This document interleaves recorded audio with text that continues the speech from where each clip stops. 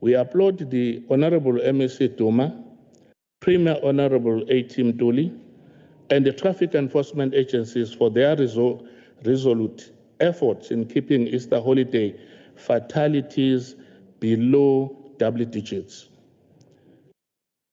Though every life lost remains a tragedy, the stride made in curbing road carnage deserve commendation. We call upon the Honorable MSc to continue intensifying road safety enforcement with particular focus on reckless and negligent driving, as well as the scourge of driving under the influence of alcohol or narcotics. Drunk drivers are not merely irresponsible, they are criminally negligent, and their actions have lethal consequences. There must be zero tolerance.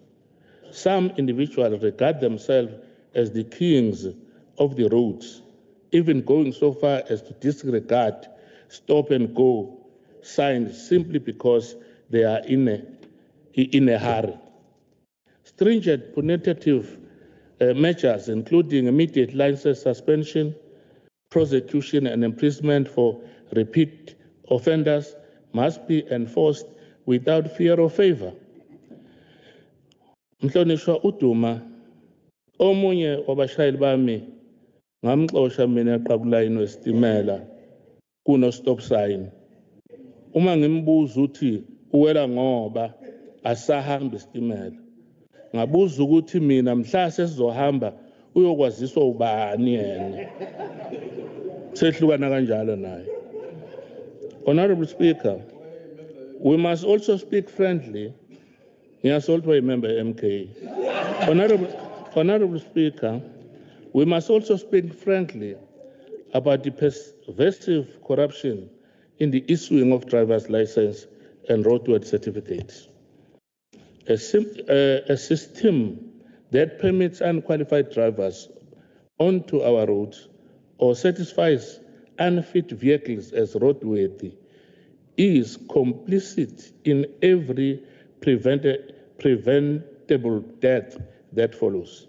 We urge the Honorable MEC to continue fighting this scourge by intensifying efforts to investigate and root out fraud without driver testing centers, vehicle roadworthiness stations, and licensing authorities. Nevertheless, we must confront the fiscal elephant in the room. I'm talking about one elephant, I'm not three elephants. While the 24/27 deployment of traffic officials is a commendable strategy, the lack of a commensurable overtime budget remains a significant hindrance. We emphasize with this constraint and urge a solution that does not compromise safety. Honorable Speaker or Chairperson, the volume of heavy goods vehicles on our provincial road poses an ever-increasing safety threat and contributes significantly to road degradation. The IFP encourages and will support the MEC in championing a provincial strategy to revitalize the rail freight system, thereby diverting the bulk transport of goods, especially timber, coal, and bulk agricultural produce, away from roads and onto rail. This shift will not only alleviate pressure on our roads, but also reduce accident rates, environmental impact, and long-term maintenance cost. We must embrace a modern, multimodal transport system where rail and road complement rather than compete with one another. KwaZulu-Natal has the potential to become a logistics hub, but only if we plan holistically and sustainably. Effective governance hinges on a robust and capacitated workforce. We therefore welcome the provision for 9,687 funded posts in the 2025 and 26 TEF and encourage the department to expedite the recruitment process to bolster operational capacity. We further urge the Honorable MEC to ensure that all funded vacancies are filled without undue delay. The IFP holds firm that no child should be left behind in the pursuit of education due to transportation inadequacies. We welcome the allocation of 341.1 million rand to the Scholar Transport Program, which now supports 433 schools and 77,369 learners. However, we believe that with the increased funding, even more children can be accommodated. While parental choice in schooling is respected, we advocate for community dialogue that encourages the use of nearby schools, thereby alleviating undue strain on transport system and optimizing departmental resources. We acknowledge the department's ongoing commitment to the Bailey Bridge program with 47 bridges, including the 10 new constructions slated for the upcoming year at a cost of 244 million rand.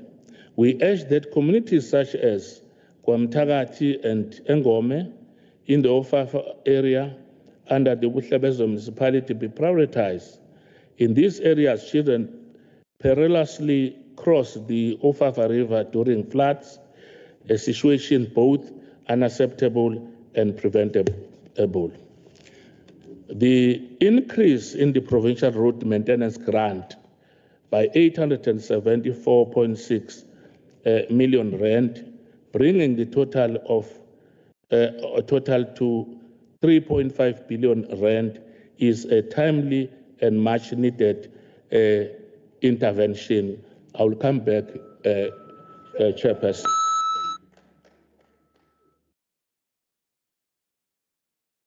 The next speaker from the ANC, the Honorable BM Zuma, for 6 minutes.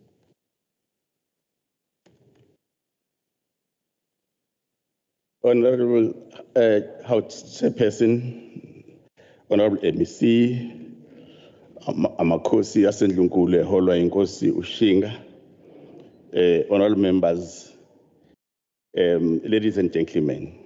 Today we rise as the African National Congress to affirm our support to this 2025-26 budget of a very hard-working Department of Transport led by Honorable Mthembeni. Honorable Chairperson, we do so because this budget speaks direct to the heartbeat of economic growth, rural connectivity, mobility for millions of our people in KwaZulu-Natal. To the ANC, the transport is not a luxury, but a necessity. It is the bridge between rural and urban, between opportunity and exclusion, between poverty and progress. This belief finds expression to our historic policies such as Freedom Charter, our Ready to Govern document, and our National Development Plan, which all underscores our commitment to create a people-centered transport system that addresses apartheid spatial and infrastructure inequalities. As a result of this unwavering commitment, this department, led by the ANC, has been able to significantly improve its audit performance, resulting in an unqualified audit outcome. Bengihlele ukuthi ngizosho ke Honorable Chairperson, ngisho ama-bridge enziwe ile department, ngisho nemigwaqo esifana nemthambo egazini lomuntu enziwe ile department. Kodwa ungenzele kwalula u-MEC ngoba ukusho konke. Ongakusho ke manje ukuthi laba abangaboni nalaba bangazi sisobathatha sibasekhona sifike sibuze ukuthi uthoko lo. Honorable members, these milestones outlined by the MEC today in his budget speech are not accidental. They are a direct reflection of the ANC transformative vision. They speak to our movement's ability not only to articulate progressive policies, but to translate them into real, tangible benefits for our people on the ground.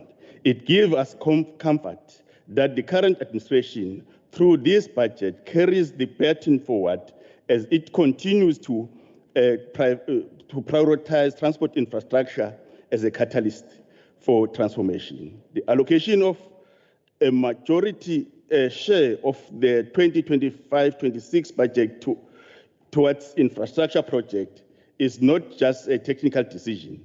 It is rather a political commitment to the ANC's vision of building a South Africa that is inclusive, connected, and economically empowered.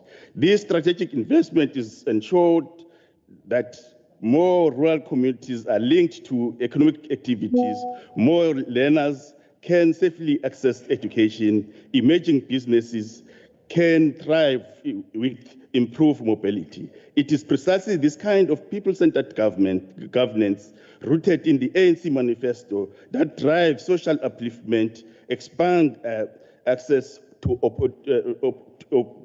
opportunity, and give true meaning of the concept of better life for all. The ANC further welcomed the department's reprioritization of over the 2025-26 medium-term expenditure framework, which will make provision for more than 9,000 posts.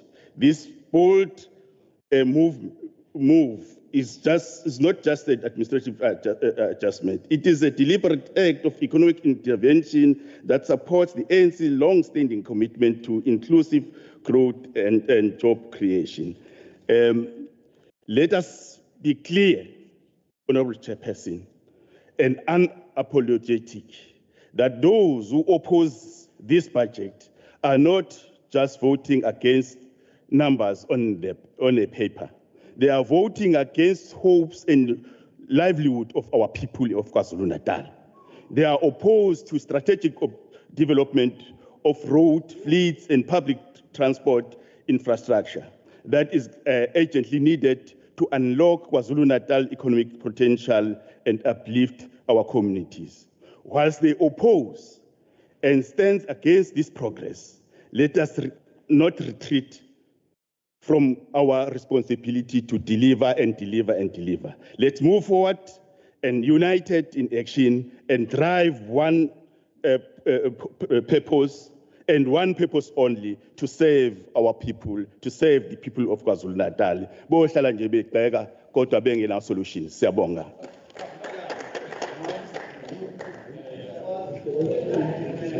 The next speaker from the Democratic Alliance, the Honorable Gokul, for 12 minutes. Honorable Chair, Honorable MEC, esteemed colleagues and esteemed guests. Transport is not merely about roads and vehicles. It is the lifeblood of our economy, the thread that connects our communities, and the key to unlocking opportunities for all our people. The transport budget must be approached with a focus on efficiency, accountability, safety, and economic development. KwaZulu-Natal stands at a crossroads. Our transport infrastructure, once a source of pride, is now plagued by allegations of mismanagement, neglect, and inefficiency. Our roads are riddled with potholes, bridges are damaged, and public transport services are unreliable and unsafe. The Department of Transport has failed in its mandate to provide a safe and efficient transport system for the people of this province. One of the most glaring failures is the Learner Transport Program. In the 2023-2024 financial year, the budget of this program was slashed by 193 million, from 459 million to 266 million. The decision has left over 157,000 learners without access to safe and reliable transport to their schools. The Democratic Alliance has consistently called for increased funding to address this crisis, but our pleas have fallen on deaf ears. Our roads are in a state of disrepair. The department has surrendered 200 million in unspent funds, despite the urgent need for repairs following the April 22 floods. This is not just a financial misstep, it is a failure to protect the lives of our citizens. Every day that passes without action is another day that lives are put at risk. Once again today, we have roads and areas completely flooded. The department has to come up with a cohesive plan on how to maintain, upgrade, and build new roads, bridges, and infrastructure to not only combat the increase in population and settlements, but the change in weather patterns. The taxi industry, while providing essential services, has become a law unto itself. Violence, intimidation, and disregard for regulations have become the norm. The department has failed to enforce the rule of law, allowing the sector to operate with impunity. Now, hold on, I'm getting to the recommendations that has been considered under the department under the GPU. The DA calls for immediate intervention to restore order and ensure that all transport operators adhere to the law. Public transport services, including buses and trains, are rapidly deteriorating. Subsidies have not kept pace with inflation, leading to reduced services and increased fares. The department's failure to invest in and maintain these services has left many communities without viable transport options, further entrenching poverty and inequality. The Department of Transport has been the biggest contributor to irregular expenditure in the provincial government over the past 5 years. Non-compliance with Treasury regulations, poor contract management, and a lack of consequence management have become endemic. The Auditor General has identified significant control deficits, yet no meaningful action has been taken to address these issues. But, unlike the MK, who had the opportunity but did nothing, and now talks about what they will do, MK does dream a dream, hey? We in the GPU, the Democratic Alliance, during the budget deliberations, put forward recommendations that was considered by the department. And the following was the recommendations.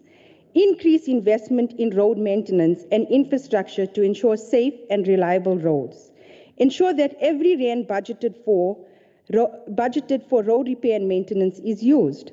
We should deploy performance-based contracts for roadworks with strict deadlines and penalties for delays and introduce a real-time pothole and road condition tracking app for public use and accountability.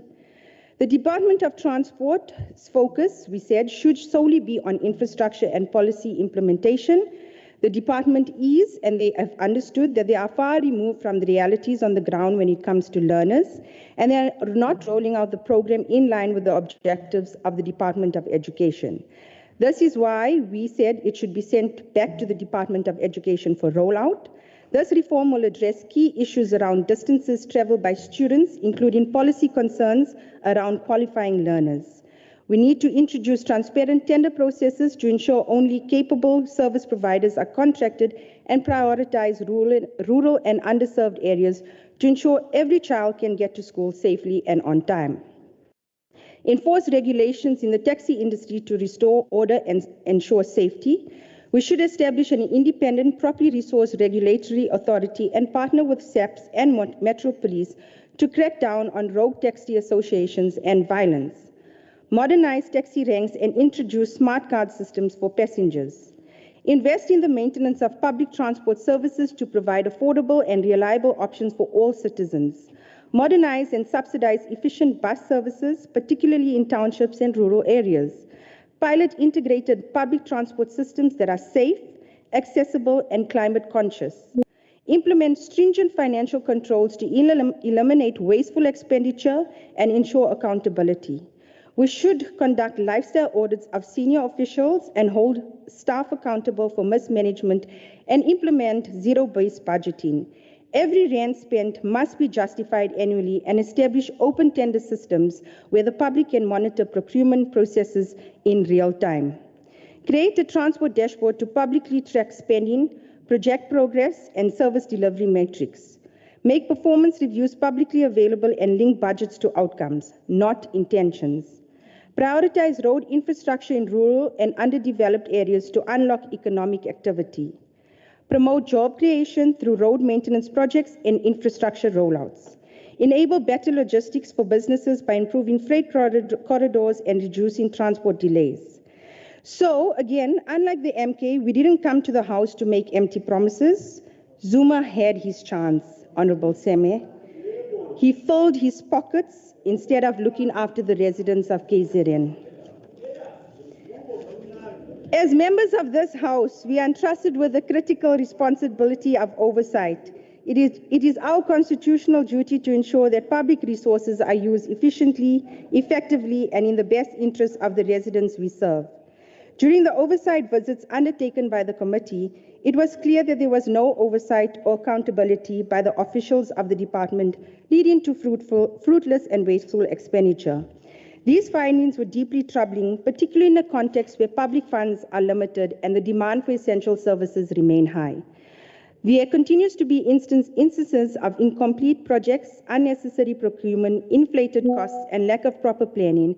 And this not only undermines public trust, but also hampers service delivery. Our role is to ensure that every rand spent is accounted for and contributes meaningfully to the development agent of our province. Waste and mismanagement will not be tolerated. During the stakeholder session, we heard loud and clear the voices of people who feel forgotten and ignored. Roads full of potholes, crumbling infrastructure, and a lack of visible maintenance have become a daily struggle for far too many. It is time to crack down on errant officials and bridge the gap between the department and public representatives and community members. Again, something that was brought up constantly in all our budget deliberations at committee level and in other committee meetings, and the department has listened and will take our recommendations into consideration. I personally recently had the unpleasant experience of sitting in gridlock traffic for more than 5 hours while en route to Pietermaritzburg due to a major accident. The hold-up was amplified by delays in Road Traffic Inspectorate, South African Police Services, and other law enforcement and emergency services getting to the scene. The ramifications of such incidents are numerous, with standstill traffic having severe and negative consequences. Not only do the delays cause massive frustration to motorists, the consequences also ripple through various sectors, leading to increased costs, lost productivity, environmental degradation, and health risks. When KZN's road users spend hours stuck in traffic, they arrive late to work or miss meetings. The result is reduced labor productivity as employees are less efficient or fail to complete tasks on time. This can impact businesses' bottom lines, particularly in industries that rely on time-sensitive tasks. Standstill traffic also affects good transportation. Delivery trucks, logistics companies, and freight carriers cannot meet their schedules, leading to late deliveries, spoilage of perishable goods, and stock shortages. This in turn disrupts the supply chain, resulting in lost sales and higher operational costs for businesses. When traffic congestion causes delays in delivery, it can result in businesses being unable to meet consumer demand for products or services. This can negatively affect sales, particularly within sectors that depend on fast delivery times, such as retail or food services. One cannot talk about supply chain without making mention of the looting of trucks that often accompanies accidents on KZN's major routes. This is a crime that not only jeopardizes the safety of our commuters, but also has far-reaching consequences for our economy, businesses, and the livelihoods of thousands of workers. Theft and the looting of goods from trucks has escalated drastically in recent months, creating a dangerous environment for our transport sector and causing widespread economic disruption. The DA has long advocated for an integrated solution to KZN's transport challenges. This includes expanding public transportation options, improving road infrastructure, adopting smart traffic management systems, and promoting alternatives such as telecommuting and flexible working hours. In Dubai and Los Angeles, drones and AI have been experimented with to monitor traffic conditions and accidents in real time, thereby directing traffic away from bottlenecks and deploying emergency services more efficiently. Again, something that was recommended at committee level. Singapore, London, and Los Angeles have also adopted intelligent traffic management systems using real-time data to adjust traffic signals and monitor traffic flow. These systems use sensors, cameras, and algorithms to optimize traffic lights and reduce congestion. The future of transport lies in innovation and integration. The DA, as part of KZN's government of provincial unity, will continue to work with the province's Transport Portfolio Committee and Department of Transport and push for improved infrastructure, maintenance, the promotion of sustainable and green transportation, smart transportation and innovation, and data-driven decision-making. By implementing these measures, the Department of Transport could significantly enhance efficiency, sustainability, safety, and overall road user experience. A multifaceted approach is now crucial to mitigate both the economic losses and health risks our province is suffering as a result of ongoing traffic congestion. Thank you, Chair.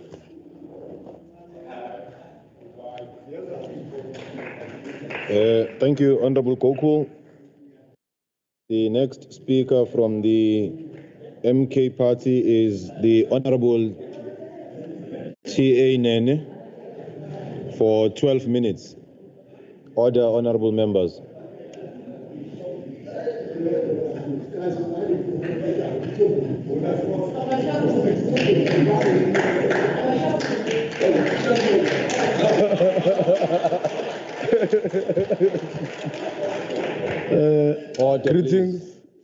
Greetings, Honorable Chairperson, Nkosi Yesizwe Chiliza, honorable members, members in the gallery, the President General of Umkhonto Wesizwe Party, Jacob Zuma, in his birthday month, greetings in his absentia. I just want to remind our brothers and sisters that a struggle for total liberation is upon us. Brothers and sisters, you cannot at any point unite the oppressed and the ruling class without addressing the historical injustices. Today, we have a state of which is an object used by pro-right-wing reactionary forces. But we must say the origination of the state that excluded the black majority. Chairperson, abantu bakithi bawela imfula nemlambo eyingozi kodwa ibe ikhona ibudget yokuthuthukisa lezi ndawo. Through you, Chairperson, Honorable MEC, sithi angeke kubhekwe bese kuthathwa inyathela imbangela yokungapheli kwemigaqo nama-bridge angaphelile njengasenkandla eMhlathuze River Bridge esike sayivakashela ngomhla ka-25 kuFebruwari nomgaqo u-2238 enkandla. Umphakathi waseveza ubuhle ngaseKhabhokhema eNewcastle awukwazi ukunyakaza uma izulu linile kakhulu, kudingeka ibhlorho elizokwazi ukudlulisa abantu uma linile noma kuneyikhukhula. Le nkinga isineminyaka ibuka ingaxazululi. Can you please protect me, Chairperson? Azizange uzodlala la. Tshela labo baba laba.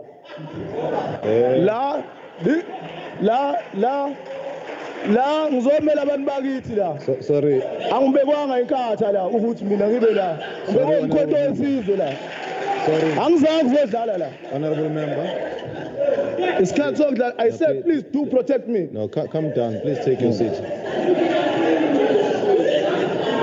No. Let's remain calm. No. You see, honorable members, please order. I did caution the House. If you'll recall, I did caution the House that when certain members speak, you want to disturb them. When you speak and they do the same thing, you become emotional. I'm appealing again. I'm going to make a ruling on this matter, but I'm going to appeal again. In good faith, I'm going to appeal again, honorable members, that I will protect the speaker on the floor. But I'm appealing that when another speaker is on the floor, exercise the same discipline. I cannot be a speaker who is now intimidated and is going to be biased.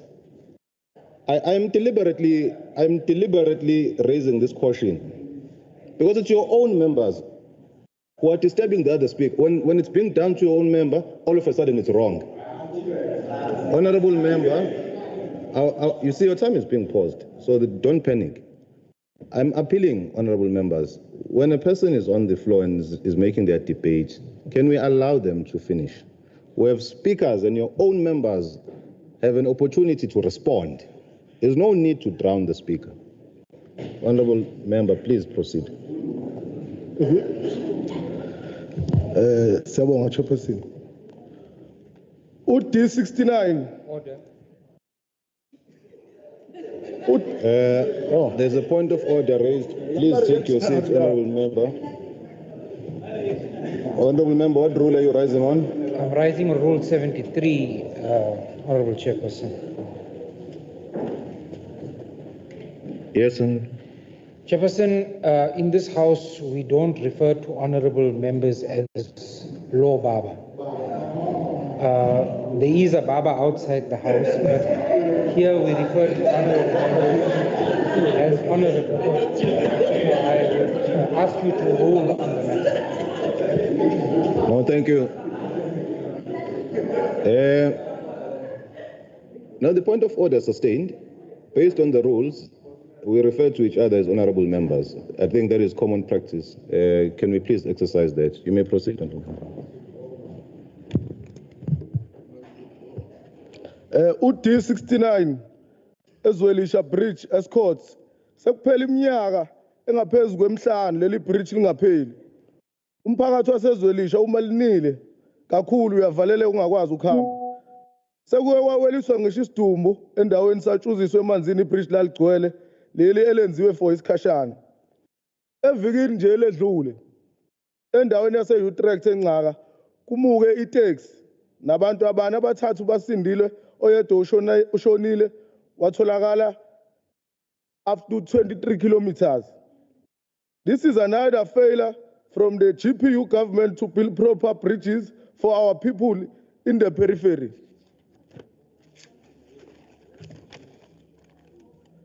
Endaweni yaseMsinga sekuphela 5 years kwakhiwa ibridge laseNgubevu.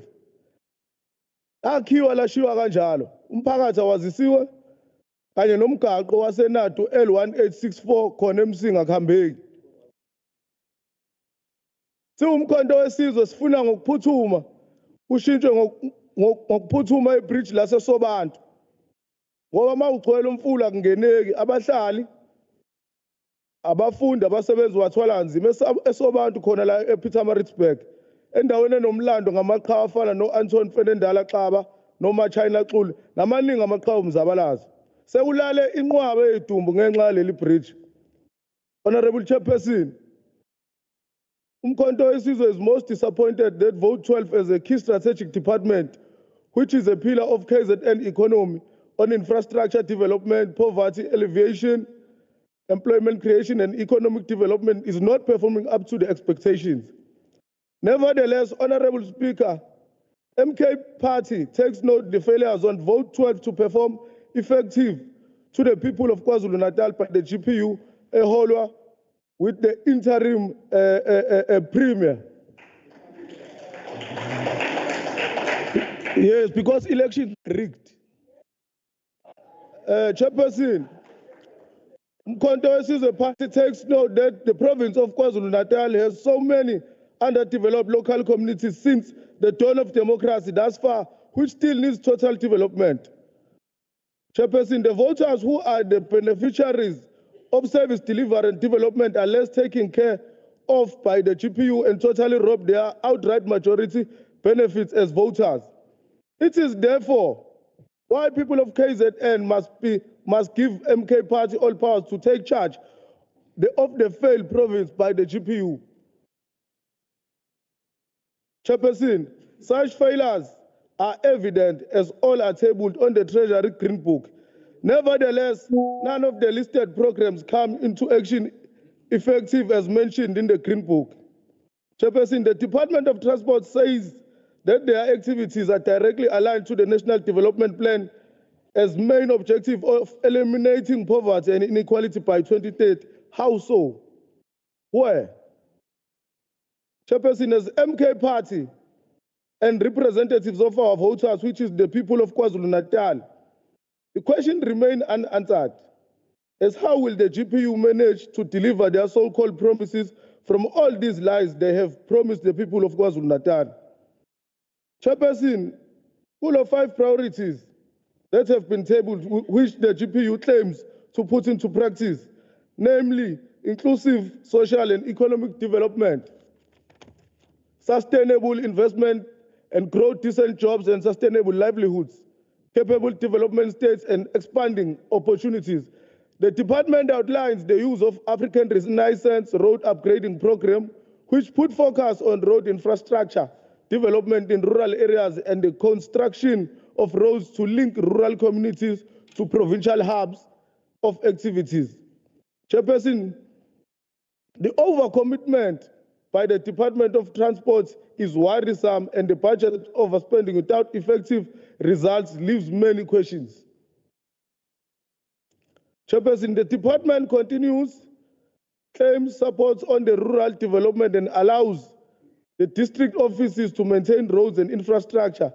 The department also suggests that it has a service delivery model which is supplemented by the following labor-intensive initiative, which is made of the following programs like Zibambele Maintenance Program.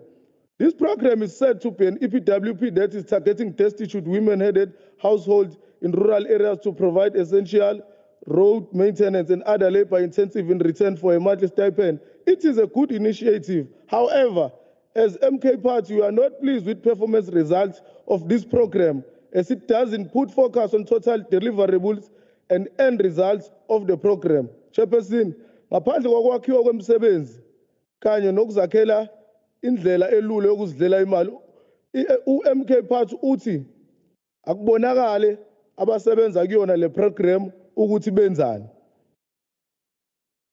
Uvuka ibambe routine road maintenance provides routine road maintenance of provincial roads and district roads while creating employment for young people residing close to the respective road networks. Somlomo sisasho namanje ukuthi okubalekile kakhulu kunokunye intuthuko nokuthuthukiswa kwezindawo zasemakhaya kunokuzidamzela imali kahulumeni.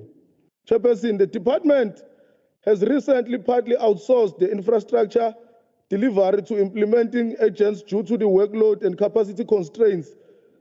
This is a strategic move for looting state funds, as therefore a question remains on the table on why such is not done in the House to create employment opportunities. Just a few days back, lapha Mountain Rise, kunama consultant avela azo showcase, and that is wrong. Lapha kwa transport, just take it into account, Honorable MEC. Through you, Chairperson. Somlomo kuyadumaza kakhulu lokho okwenziwa umnyango, as the massive infrastructure budget allocation caters mostly the urban areas and neglects the rural communities, whereas the majority of voters are still facing dusty roads and gravel roads. Huge allocation on job creation and tender allocation beneficiation are those for abadla izambane likapondo. Lena transport services. Chairperson, ngiyadumaza kakhulu ukuthi izindodla zezimali zifakiwe kule program yokuthutha ingane, kodwa kwanele esikubonakala ukungahleleki kahle kwayo.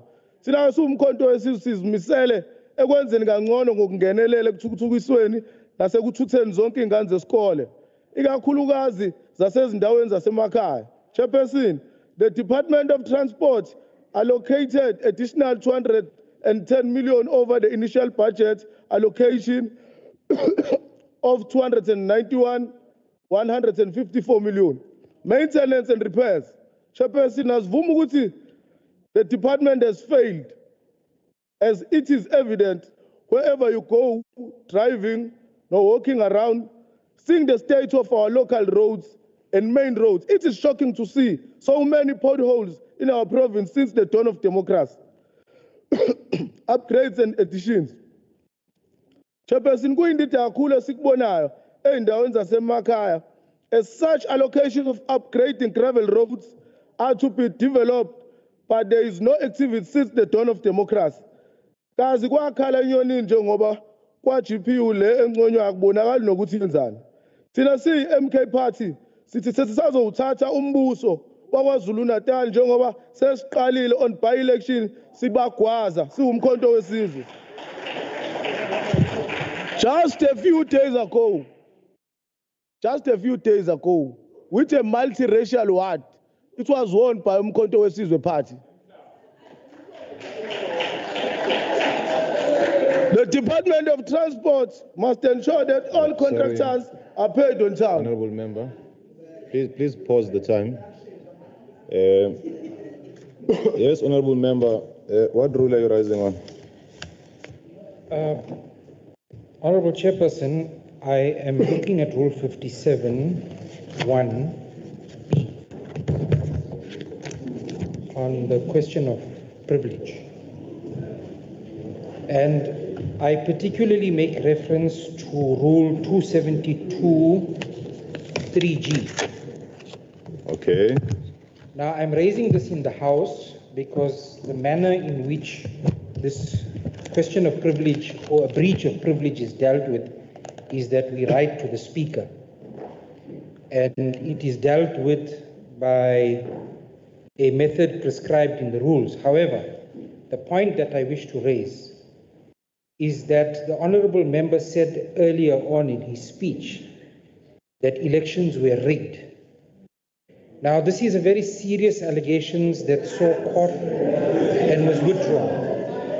And it creates the perception in the public eye that the Honourable Member is standing at the podium and expressing a fact, when in fact it is a breach of his privilege where he is abusing the platform to peddle lies. So I'm raising it to say that I will follow the process in the rules to address the matter. Thank you, honorable member. Thanks, Honorable Chair Menziwa.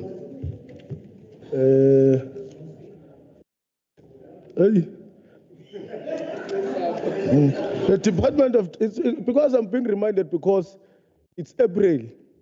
It's a month where the Chief of Staff of Umkhonto Sizwe was brutally murdered by reactionaries that worked with the National Party. And we know what is the current National Party today. The Department of Transport must ensure that all contractors are paid on time. Bagcina bengakwazi ukukhokhela abasebenzi ngesikhathi esifanele. Lokhu kwenza ukubambezeleka kwentuthuko ebantwini. The delays in the allocation of the contracts are as a result of the interference of politicians and line managers.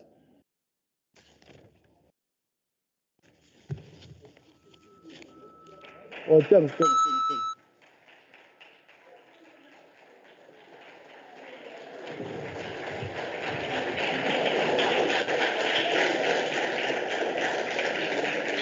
Thank you.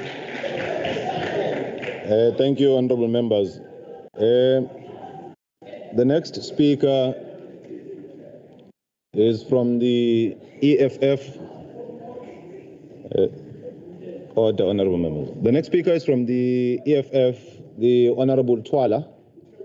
And I want to check if the Honorable Twala has connected virtually.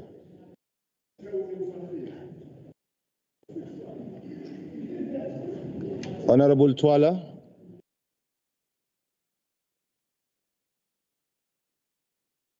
Going once.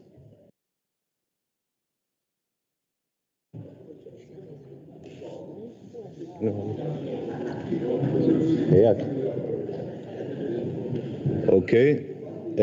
Honorable members, I was not given the apology, but I'm getting a note that the honorable member submitted a formal apology, and therefore we will move to the next speaker, the Honorable Shinga. Now, I'm also not seeing the MEC Shinga, so I'm not sure. Can I just double check if there's also an apology?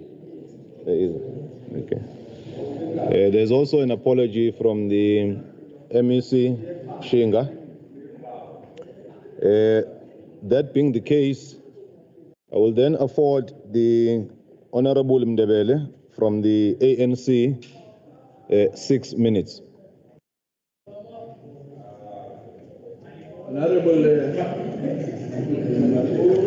Honorable House Chair, the Leader of Government Business Umthombeni, MEC ukaMagujwa unkosikazi wakasithenjwa, the first convener uMamweziwe, the Provincial Secretary of the Communist Party Mvelase, Inkosi Ushinga nenkosi Uchiliza, nawo wonke amakhosi aseNdlunkulu siyakhuleka.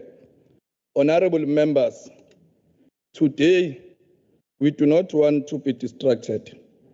We rise only to say a simple message. Sisebenza kanzima, siletha ithemba, siyazimisela. Honorable Chairperson, I rise not to speak merely of tar roads and stone, but to speak of the government that is at work, a state that walks the talks, a department that plans, that responds, and that delivers, with agency, with purpose, with love for the people. Honorable Chair, this is a department that presents 13.8 billion budget. Under MEC Duma, who have shown visible leadership, the Department of Transport is turning the leaf. Honorable Duma, through you, Chair, during the Easter holiday, with boots on the ground, with roadblocks like a shield of safety, only 6 deaths were registered, the lowest in recent memory, unlike those who want us to believe differently. Let me take you through the march of progress and the plan of this Department of Transport. Under your visionary leadership, 9.2 billion has been set aside to maintain road and infrastructure, 3.8 billion for road construction, 4.3 billion for repairs and maintenance of existing roads, 216 million for potholes. 55 trucks have been purchased in this regard, 25 are on the way. Sisebenza kanzima, siletha ithemba, siyazimisela. In public transport, the department have moved with speed, setting aside 341 million for learners. As we speak, 77,369 learners have benefited from this project. Over 2 billion for public transport operation and stability, smart operation licensing, smart payment, digital enforcement. All of these are a glimpse of a modern state that is responsible.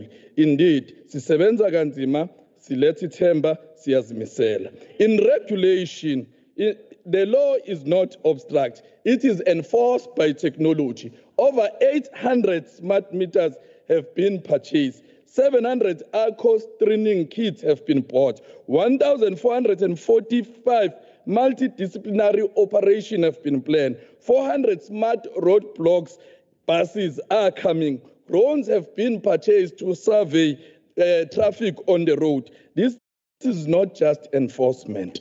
It is innovation. It is digital state at West. We are no longer dreaming about it. It is here, Honorable Chair, simply because sisebenza kanzima, siletha ithemba, siyazimisela. We do not plan alone. We plan and move with our people.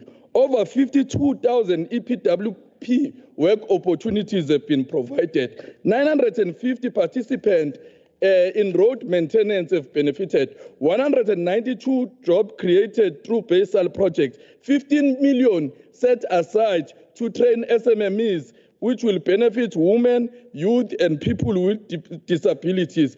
Roads for trucks are being constructed. Sisebenza kanzima, siletha ithemba, siyazimisela. Transport forums have been built throughout the province. Over 900 community members are benefiting from this initiative. In administration, 960 million have been set aside. 317 posts have already been filled. Over 1,000 are in progress. This is not just a department that wander around. It is the department at work. Indeed, sisebenza kanzima. Wazile Bridge program have saw the department constructing 47 more bridge, which will put our number to 79. New Jersey, Beryl, Mozambique have already cut time around this particular border.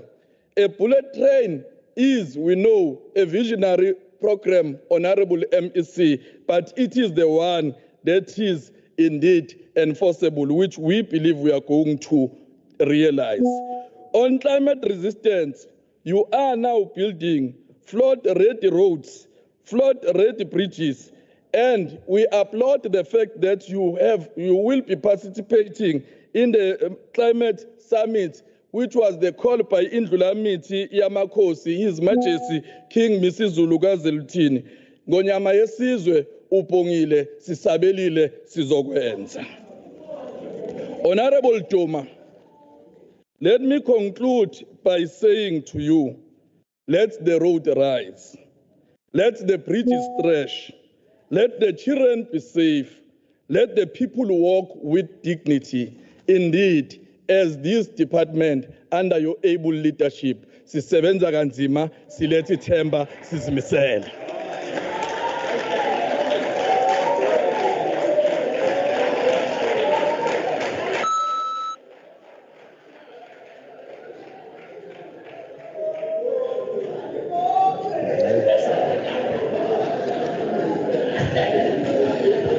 Thank you. Order. Order, honorable members. The next speaker from the MK party, the Honorable Makubane, for 12 minutes. Honorable Chairperson, Dr. Biela, Honorable MEC of Transport, Tombeni, Honorable members of Umkhonto Wesizwe Party, Ndabezitha, Nkosi uChiliza, Ndabezitha, Nkosi uShinga, namakhosi onke akhona, members at the gallery, I greet you all. Maybe before I continue with my speech, let me again put this on record to the members of the DA that are here in this house. Honorable Gokul was here on the podium through you, Deputy Chairperson. Honorable Gokul mentioning that President Jacob Zuma failed during his time. We will reiterate so that you can put it into your heads. The achievements that was made by Jacob Zuma during his tenure. It's not a lie, it's something that is there. The members that are there at the gallery, most of them are government employees. During Jacob Zuma's time, they received a 2-digit increment, the government employees, which has never happened after then. It's not a lie, it's something that happened. It never happened after Jacob Zuma left the office. During Jacob Zuma's time, there was an issue of HIV and AIDS. Medication was not supplied, it was not given to everyone. During Jacob Zuma's tenure, the rollout of ARVs was to the standard that was expected from the government. That was done by Jacob Zuma. During Jacob Zuma's time, 2 universities were built. No other president has done that after him, even before.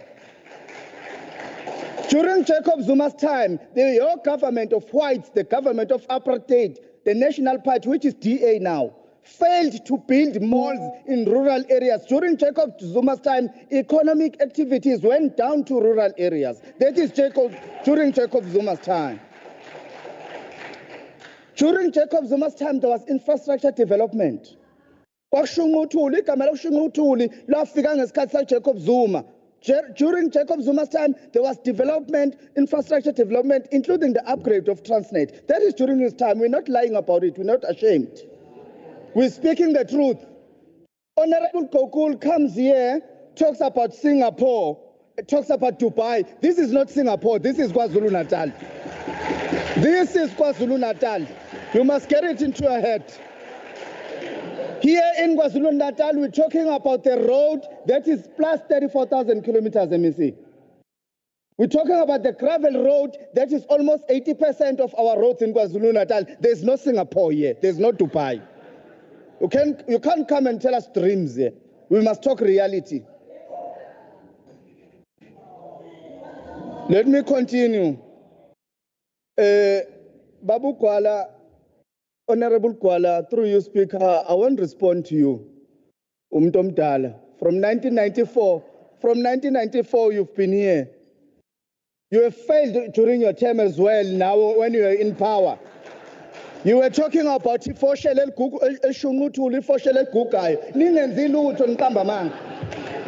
the province of KwaZulu-Natal. Honorable Makubane, I'm not, no, please pause the time. I'm not going to contest what you are saying, but I'm appealing that you address me as the speaker and not the individual honorable members. That's my only appeal. Thanks, Chairperson, but although I said through you, I did mention that, but it's fine. I take note. Honorable MEC of Transport, the reason for MK Party to reject the budget is not that we don't know that people must be serviced. We are talking reality. Let's start on scholar transport. Scholar transport, the medium-term reports of transport specifically told us that the scholar transport, if in the budget that is here currently now, 341 million, is not enough. The department is supposed to be having 520 million so that it can be able to cover the current service and the number. So even the budget that is there now is not enough. So how can we accept it as Umkhonto Wesizwe? We're not going to accept something that is enough, not for our people of KwaZulu-Natal. We're not going to accept it. Let's go deep onto it. The applications that you have in your department for scholar transport, it's more than 1,500, but currently you're servicing 433, which is almost 34% of the applications that are there. So how can we accept that budget as Umkhonto Wesizwe? Ashlanye must accept. We want something that will make sense, that will give the service to the people of KwaZulu-Natal fully. We don't want half services. That is why we are rejecting the budget. Honorable MEC, let's go to the priorities of the department. The priorities of the department, they are in line with the one of the provincial. It's inclusive growth and job creation, reduce poverty, tackle high cost of living, building capable, ethical and developmental state. Specifically, your one as the department.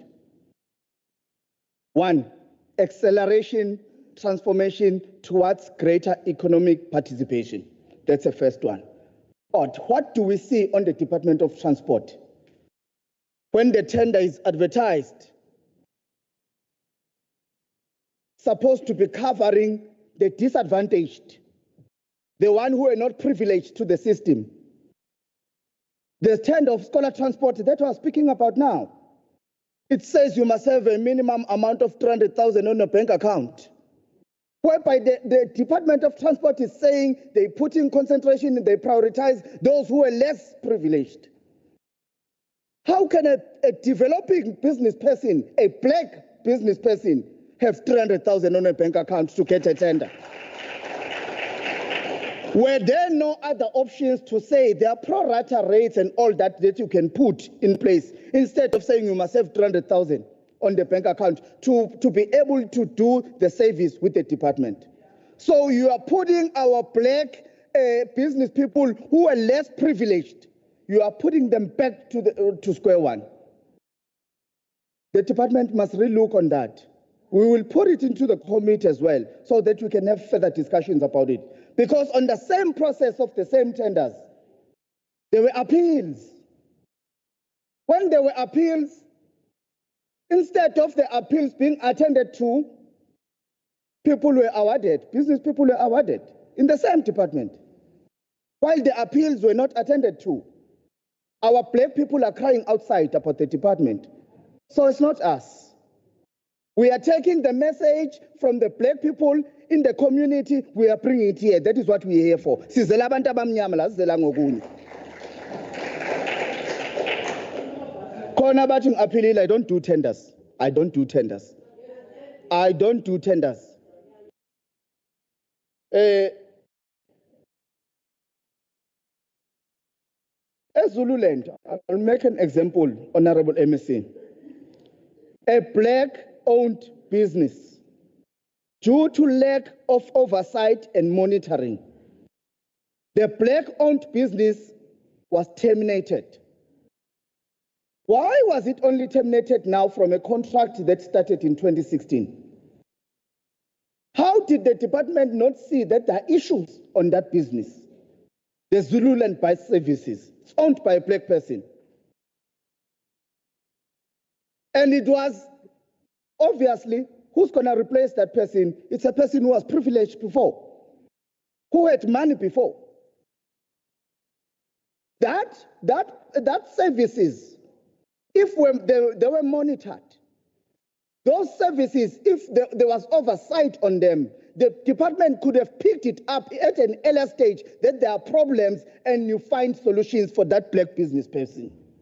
That's what we're talking about. We are here for blacks. So whatever that the department is doing must also take care of the less privileged black people in our province.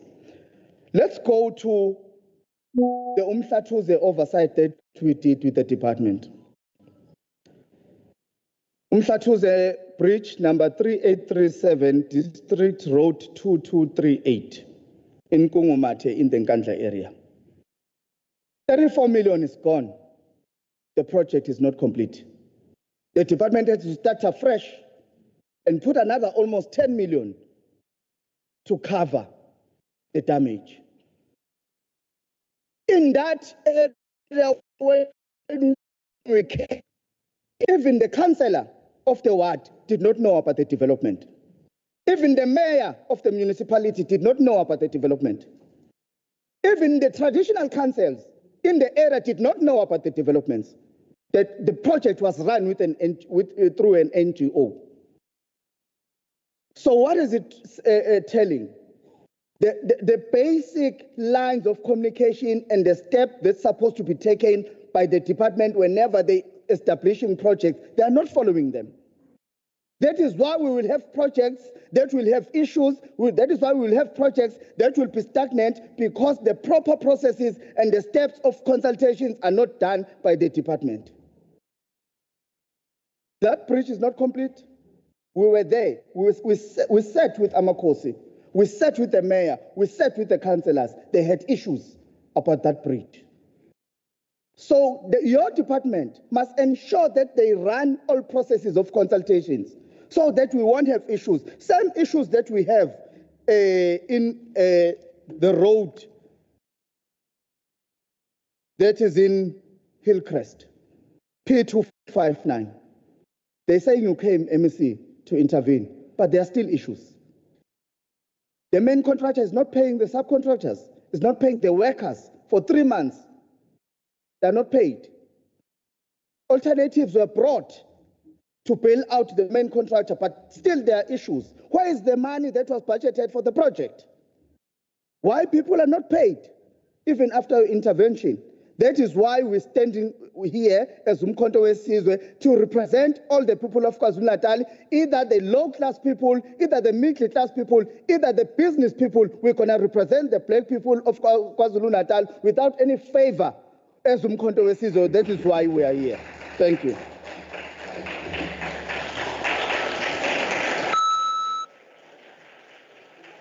Come on. Thank you, honorable members. The last speaker of the debate, the Honorable MP Kwala from the IFP, 6 minutes. Honorable Chairperson, we urge the Honorable MEC to ensure that strategic projects such as the rehabilitation of the P90 road in Kandla and 29 kilometers Luchana-Kuteni route are completed within their scheduled timelines. Additionally, the D132 road, a vital 9-kilometer stretch between the R34 and P230 in Umlalazi, is in a poor condition and in urgent need of repair. We acknowledge the progress on the R612 reconstruction between Umzinto and Brahma, a key route supporting the timber industry and public transport, long plagued by disrepair. The IP has persistently raised concerns about its dilapidation. It is imperative that all road projects initiated in previous years are not only rigorously monitored but also brought to a full completion. Sihlalo somile impondo la kufanele size ngelanga sifake izinti emakhanda. Udaba le-ARV alufikanga nomhlonishwa uZuma. uZuma kwaba yezwa, that's a choir of frogs. When I speak, there is a choir of frogs. Kwaba umhlonishwa uZuma, kwaba i-treatment action campaign kanye ne-IFP abayenkantolo yomthethosisekelo yaphoqa uZuma ukuthi ayikhiphe i-ARV. Nanele nabona intuli ke nina naseniduye.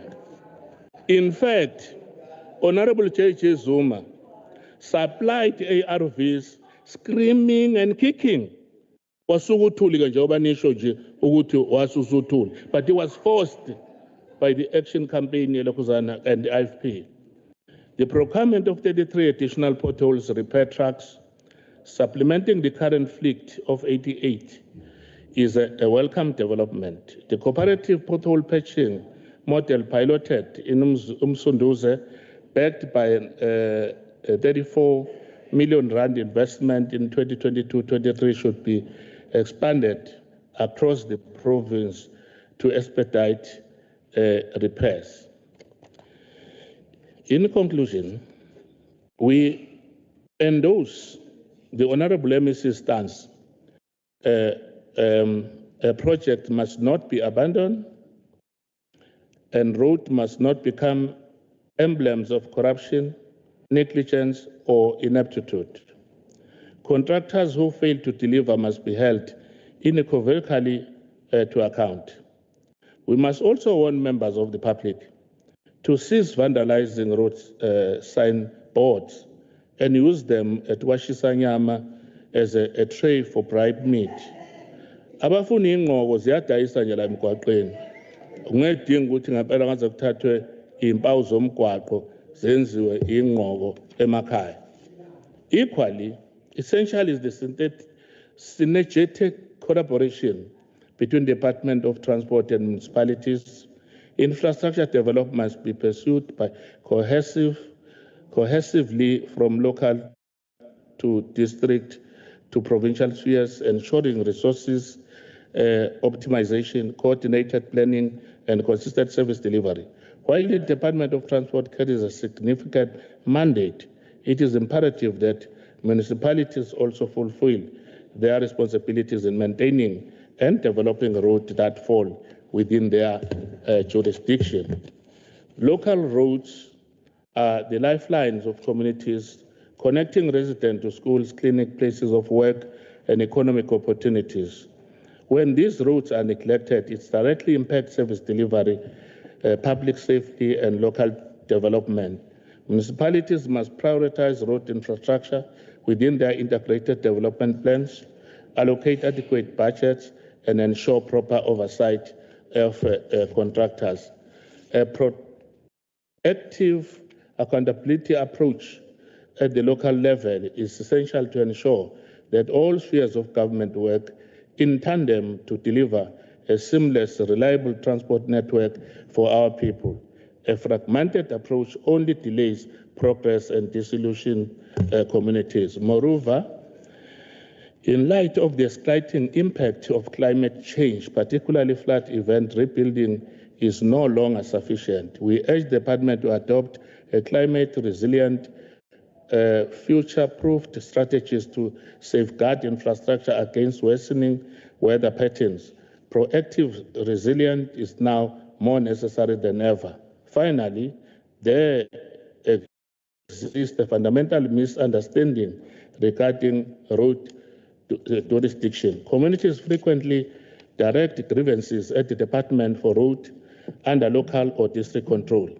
There is an urgent need for public education campaign that clarify road ownership and institutional responsibility, enhancing transparency, accountability, and effective complaint redress. The IFP support the budget. EU support an increase. I have a support increase kuphela. Bangayisupport budget yabantu. Ngiyabonga. Thank you, Honorable Chief. Injury time ayikho. No. Thank you, Honorable Chief Whip. We will now welcome the MEC for his response. Initially at 20 minutes, and I'm just checking from the table. I think the MEC used about a minute. 29 seconds to be specific. Okay. No, then MEC, please proceed. Thank you. Thank you so much, Honorable Chair, for granting us this opportunity once again. Let us thank the President of Kabadela, who is also the PS of SACP in the province of KwaZulu-Natal. We've been joined by the first convener, Mama Weziwe Tusi. We are glad and delighted. And Ubaba Governor, the NCOP Chair, thank you for gracing our shows. One scholar of philosophy always raised the principle that each time you are given a platform, raise a debate, not your voice. Because a voice is dangerous on its own. It might flout the argument, and you think you are making sound, and you're thinking that you are contributing. Yet you are using a wrong tool called common sense. Common sense is the lowest form of thinking, so we must also understand those issues. There is a concept as well called cognitive dissonance, those that they believe whatever they present should be the gospel truth, irrespective of a new data, new evidence, new scientific formulation. They will just perceive what they presented, it is what must be regarded as the true reflection. I will then start with Honorable Sam. Thank you for presentation. I think I must first start all the members who contributed. I think they tried to the level of ensuring that at least there is collegiality, the spirit of Ubuntu did prevail, Honorable Chair. I must highlight on the issue of scholar transport as a matter of principle. For learner transport, you're required to provide a service up front. Then the department is going to pay you later. You therefore need a capacity to buy that diesel for the entire month before you are given a platform, which is why it is this province that took a proactive role that initially or historically we had 4 service providers in the province of KwaZulu-Natal. Today, 90% of those who are offering the service are Africans and blacks, to be specific, that were empowered by this department. It is because of the initiation started by this department. So each time when you think you are making a contribution, you must understand that process.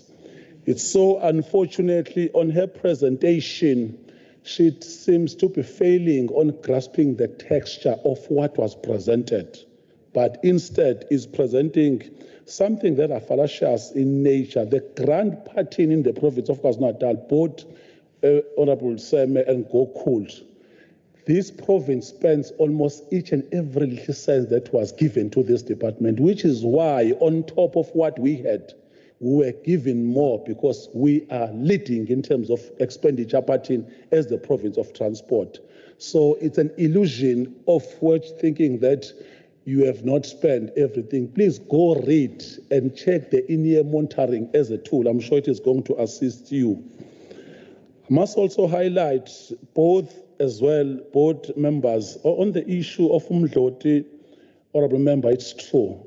2 contractors have been awarded those contracts. 2 contractors have failed the departments, which is why now we are going to alter and use the emergence.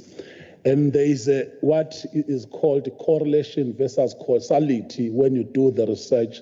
I'm not clinically sure what MKP wants, whether they want to give a tender impunity, just give them, don't monitor, or they want us to monitor the service, because you cannot just give someone who does not have a capacity to deliver for the state, yet you come and shout and say, no, give them irrespective of the content. We can't do that as the state. Government is a site of struggle. We must just understand, those who occupy must also understand that you ought to be an advanced detachment to collaborate or take the state matters, because we are not spending our household income. We are spending the state income, and we must always monitor those who are given a platform must also execute the task, which is why, painful as it is, irrespective of your skin color, no amount of melanin or of how brown your skin is, if you are failing to execute the task, let us do something about that process. Consequence management should apply.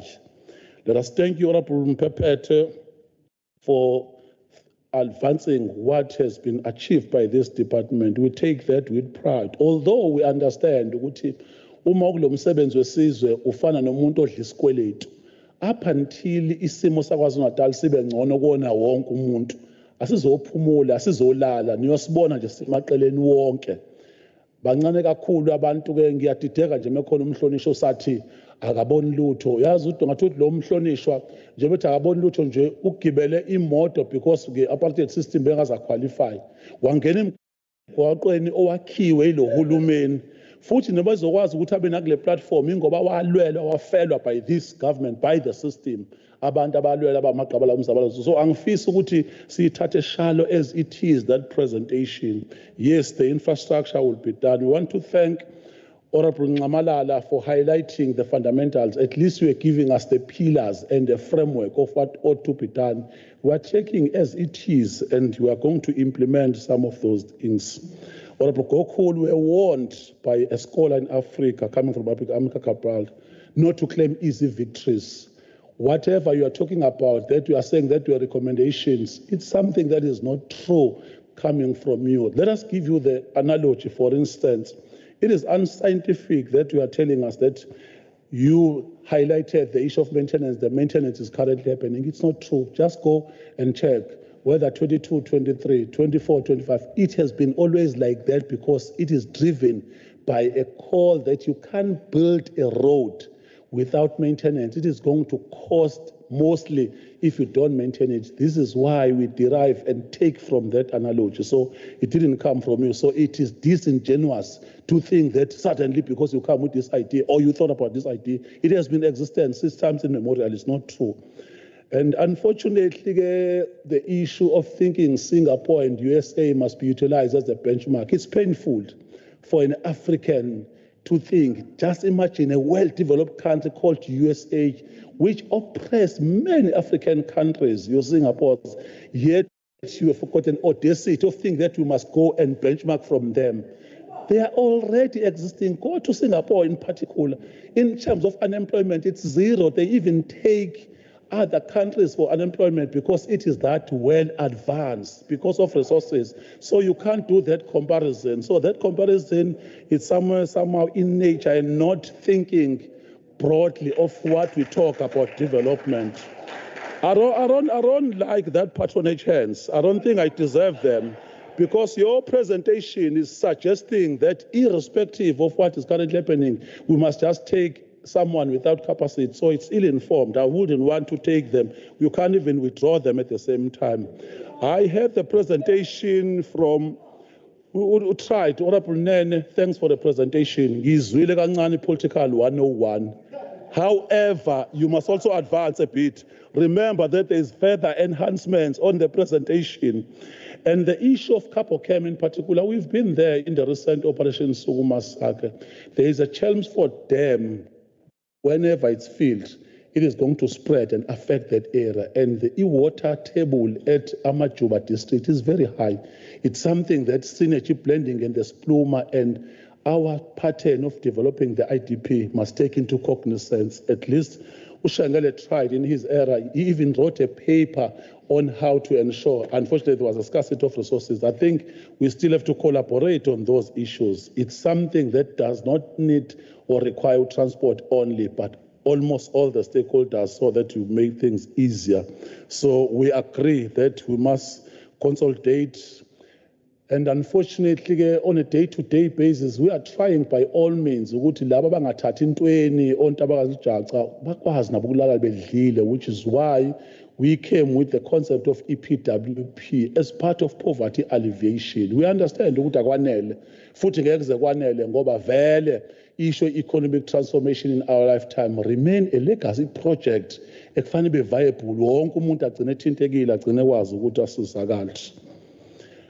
Honorable Nkomo said the issue, thank for the debate, and on the issue of appeals. Appeals are in twofold, those that are genuine and those that are frivolous and obstructive of development. Frivolous appeals are not entertained by appeals committee at Treasury.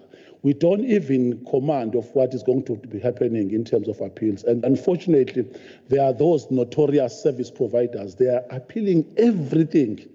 They are found in Department of Transport, they are found in Department of Health, they are found in Public Works and Infrastructure. They understand that they are going to wait for the project. They have consolidated an approach of ensuring that they are going to stop and block almost all the project, which is why the frivolous processes already take those out. And it's something that we must work together as a team. Yes, we are the government that talks broadly about inclusive growth, the agile state, because government has not only created an enabling environment, but we are the government that must intervene from time to time. Otherwise, other people are not going to partake and participate in this journey. We have not expatiated on calling the concept of CPG, where if the project value is 1 billion, almost 100 and something million is going to be spent on local SMMEs. This department is part and parcel of doing that. So it's not a true reflection that we just take money and don't capacitate those. So I think it's something that we must also talk about it. At this point in time, there are Africans that you can feel and touch them that have been developed by the department. Just probably 20 kilometers away from here, there is a depot of an African service provider who's benefited from this department. We can go as members, because we are legislators, to make them proud. We can just go and feel that something has been done. So it's also disingenuous that thinking that you don't know anyone who has benefited. And when you present a case of someone that you think have been prejudiced by the system, at least it's better that you understand the merit and merit. It's so unfortunate that when you've been given a platform and when you've been given a service, people tend not to indicate that I've defrauded this document for the department. I've not done one, two. They just say that, no, I've been prejudiced. We do want to assist our people, but at some point in time, at least the cutting edge analysis understand the realities so that when we sit down, we are willing to sit down, and it is we are duty bound and we are obligated. I'm sure you have seen the MEC almost the length and breadth of the province of KwaZulu-Natal, because we understood. I indicated in this debate that u-7-term administration enye into osifundise kuyona ukuthi sizithole sekubantu, akusazosiza ukuthi sihlulane ngedebate la kodwa abantu bakithi bengasizakalile. So siyokwenza yonke into. Isisombululo sicabanga ukuthi fanele sihlale siyawulalela, senze sure ukuthi siyazibuyisela izinto. I think umsebenzi wethu ekuyofanele siwenze. Yes, there are projects that we still have to collaborate. D837, the team has just noted it about it. We've repeated through Operation Siyahlola, because the intention is no longer about boasting of what has been launched, of what has been awarded, but we must also follow through. Why certain projects take time, which is why we are suggesting that, unfortunately, if we are just going to follow and critique as an armchair critics, you will think that it becomes easier when a CIDP9 has been given a project that they are going to finish it. These days we have that problem, and it is us, because we are carrying state, we are carrying government. We are not suggesting that just blacklist all of them. just wish them away. Instead, capacitate them. Sit down with a professional body as to why Duma has CIDP, but doesn't have all these processes, is failing, because others have already highlighted that we've been complaining of a certain company starting with R in the province, of finding them everywhere in the province. Little did we realize that those Africans have given the platform, they will go to that service provider and tell that I've been given this 355 million. If you can just give me almost 10 million as a profit, I'll be okay. I'm just giving you this, what is called seeding the project. You will think that the project has been completed, but there is no impartation of skill.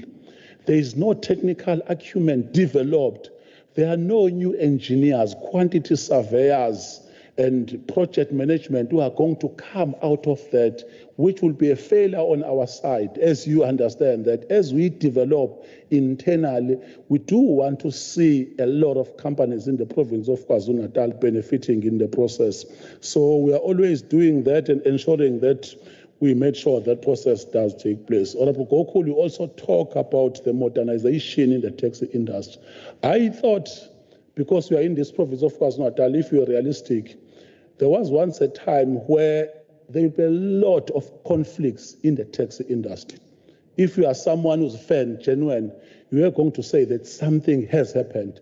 It is because of the conflict management system and the crack team that has been developed in this department, and the Chanela that does not sleep on a day-to-day basis. I'm sure you know, even in the initial phase of 7 term, there was an outcry on the issue of permits. I'm sure siyazibuza ukuthi kwenzakaleni, akwenzekanga ngomlingo, sihlale phansi with all our stakeholders. And 70% committing to work on a day-to-day basis, they utilize the taxi as the taxi industry. And this is what we know. The onus is not upon them to prove themselves. It is us as this government complementing them, because you understand there was once a time when an African was not supposed to be owning any business. We do have that interest as part of economic base that empower them. Talk broadly about them, which is why both Msondo's and Metro on the issue of ensuring that there is recapitalization, it is where we are going to consolidate our base. So it's not true that you must modernize. Already there is Wi-Fi within the taxi industry as an initiation by this department. It's not a miracle. It is this department that is saying that why do you subsidize only the bus operators, not the taxi industry? So we are coming with almost all those initiatives, working close with Santaco, even when there are conflicts. We don't mind going there, even spending 5 hours, 6 hours. And unfortunately, we can't reduce that into a budget presentation. I'm sure probably you're waiting for them, something like that. We're not going to do that. We're not going to post even indicating of what we do technical in the background, ensuring that our people go to bed with food, because it's something that we know we are carrying that cross as this government in ensuring that we do encompass those. I'm sure it becomes easier for you when you see in Western Cape, because people are not taken care of, so they don't mind the informal settlements. We go extra mile in ensuring that we embrace that spirit when it comes to that. The issue of lifestyle audit, although sounds as the rhetoric, we do on a regular basis monitor what is currently happening. But I wouldn't want even this term to be weaponized against our people who does not sleep on a day-to-day basis.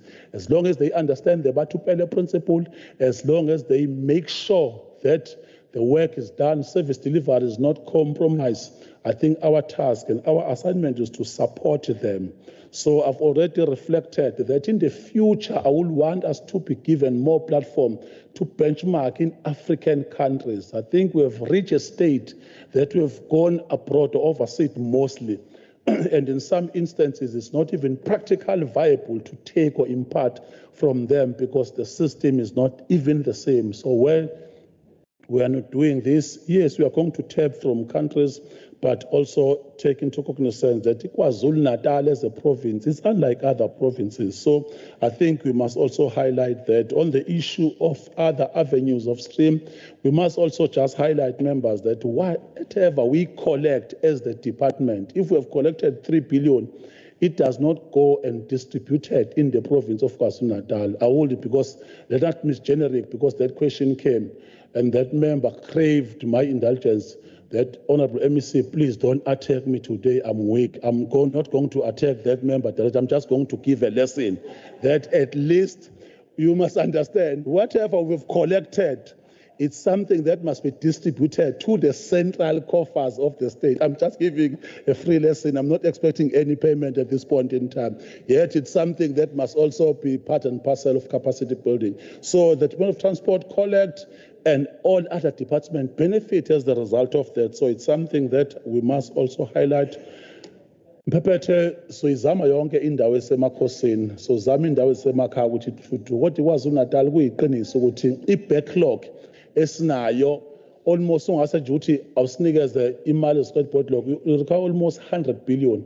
So that's how much we have, and the reality is that we must prioritize education, which is the macrocosm, what is required. Rather prioritize education, prioritize health before you come up with your things. So we are the province that is also understanding that in terms of expropriation, which is why our mind is also attuned in ensuring that let us start with synergy blending these departments, but we are going to proceed ensuring that day to day we don't sleep, we try the pothole patches.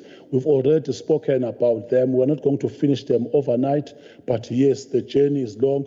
We are going to proceed. And the 300K in the account we have transformed the South African, I've already highlighted that our people are benefiting, and the little that we have, we're always going to prioritize them, capacitate them, and the staff and the technical component of our administration. Amandla, siyabonga kakhulu mhlonishwa uSihlalo. Insiku.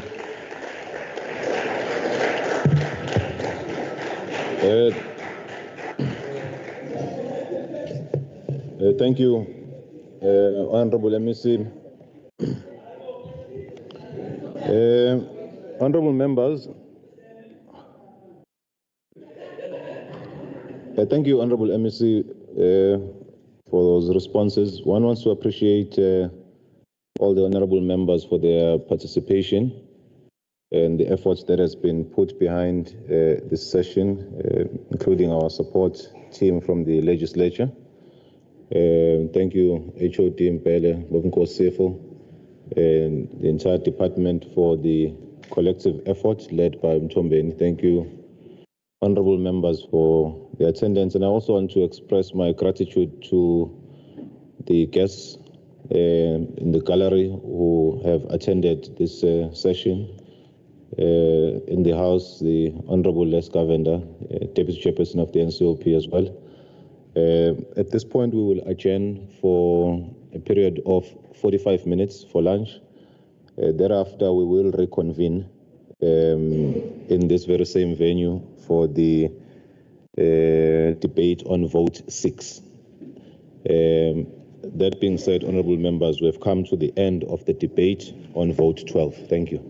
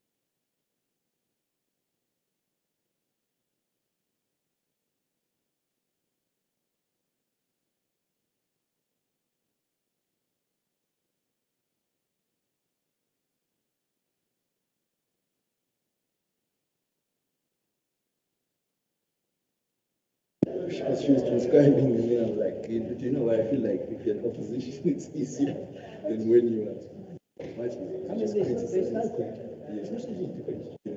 Anything. I can criticize you. Yeah, anyway. exactly. So it's the easy job. But it's a bit of a lazy job. Because you hear everything's absolutely.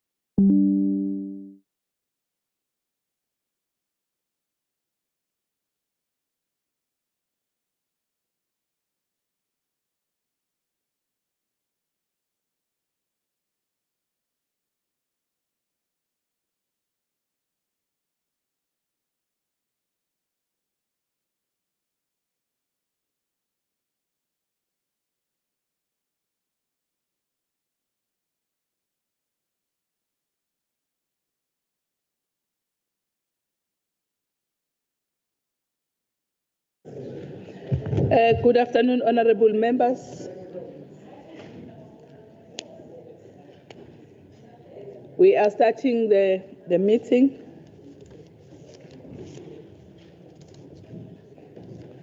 May I allow the committee to have a silent prayer or meditation for 2 minutes?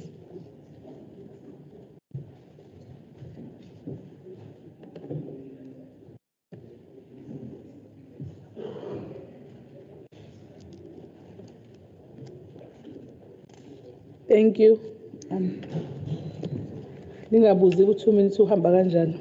So right, ushaye. Thank you, Honorable MEC, for your presence. We're starting the meeting. Honorable members, this budget debate is conducted under through hybrid means, and the normal sitting rules of the legislature will apply to the debate. Before we proceed with the debate, I must reiterate the ruling of the Speaker, which relates to the Speaker has ruled that the following measures will be adopted to try and assist members who may not be able to participate in a debate due to connectivity challenge. 1, if a member has problem with connectivity and is unable to deliver his or her speech, the presiding officer will call the next speaker on the speaker's list so as not to delay the proceedings. If the member regains connectivity before a response to the debate has commenced, the presiding officer will be flexible and allow the affected member to deliver his or her speech, with the proviso that the member reconnects to the sitting prior to the commencement of the response to the debate. Secondly, we request that a member who is scheduled to participate in a debate should arrange for a fellow party member to be on standby to read the member's speech into the record should the need arise. Presiding officer will allow a fellow party member to read out the speech on behalf of a member who is unable to deliver his or her own speech. 3, if all intentions fail and a member is still unable to deliver his or her speech and has not managed to arrange for a fellow party member or a whip to deliver the speech on his or her behalf, that speech will unfortunately not form part of the official record of proceedings. In short, if a member has connectivity problem, the presiding officers will follow the above guidance to try and assist them. We trust that is in order. Lastly, members part of the debate are reminded to mute their microphones and switch off their cameras at all times. Also, members are requested to take all reasonable measures to reduce any background noises that may interfere with the broadcasting of these proceedings. I wish to confirm that the budget report for 2025-2026 of the Department of Finance has been tabled in terms of the standing rules. We are now going to resume our debate by allowing the MEC to start presenting his budget for vote 6, which is the finance. Honorable Rogers, it's your... Good afternoon to the Honourable... Before we start, because it's still clear up there, can we set the time so that the MEC will... You will speak for 45 minutes, MEC.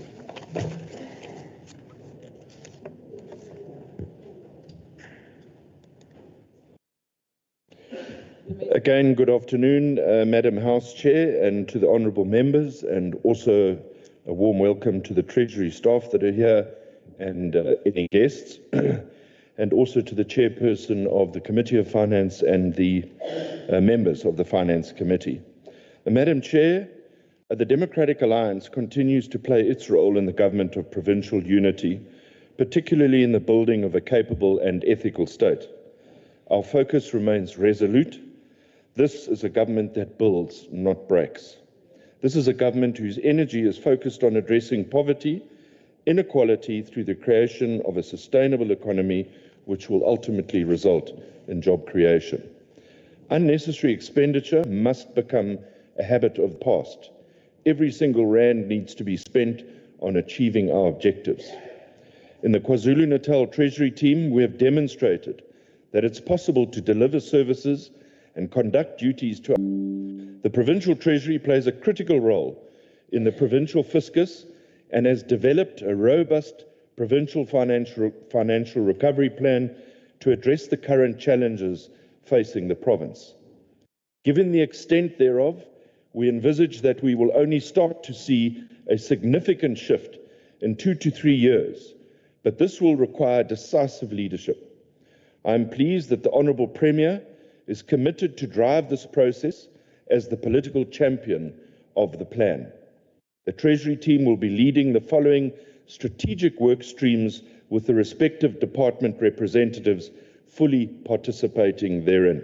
And they are departmental specific interventions and financial recovery plans. This would include the Department of Health, Education, Social Development, Transport, Itala, and municipalities that are in distress. Secondly, revenue optimization. Thirdly, the expenditure reduction and optimization. Fourthly, fiscal and financial governance. Fifthly, information technology. And finally, communications and messaging. In the previous budget speech, Madam Chair, various commitments were made, and I'll be presenting the progress thereof, as well as highlighting the new focal areas for 25-26 under each of the programs. Program 1, progress and service delivery comments for the 25-26 per program. Madam Chair, allow me now to deal with specifically with the Provincial Treasury's commitment for the upcoming financial year in terms of our primary service delivery objectives and funding of each Provincial Treasury's programs for the upcoming year. Full details are contained in the book that you have under Vote 6 of the estimates of provincial revenue and expenditure and in the 5-year strategic plan ending 2030 and the annual performance plan of the department.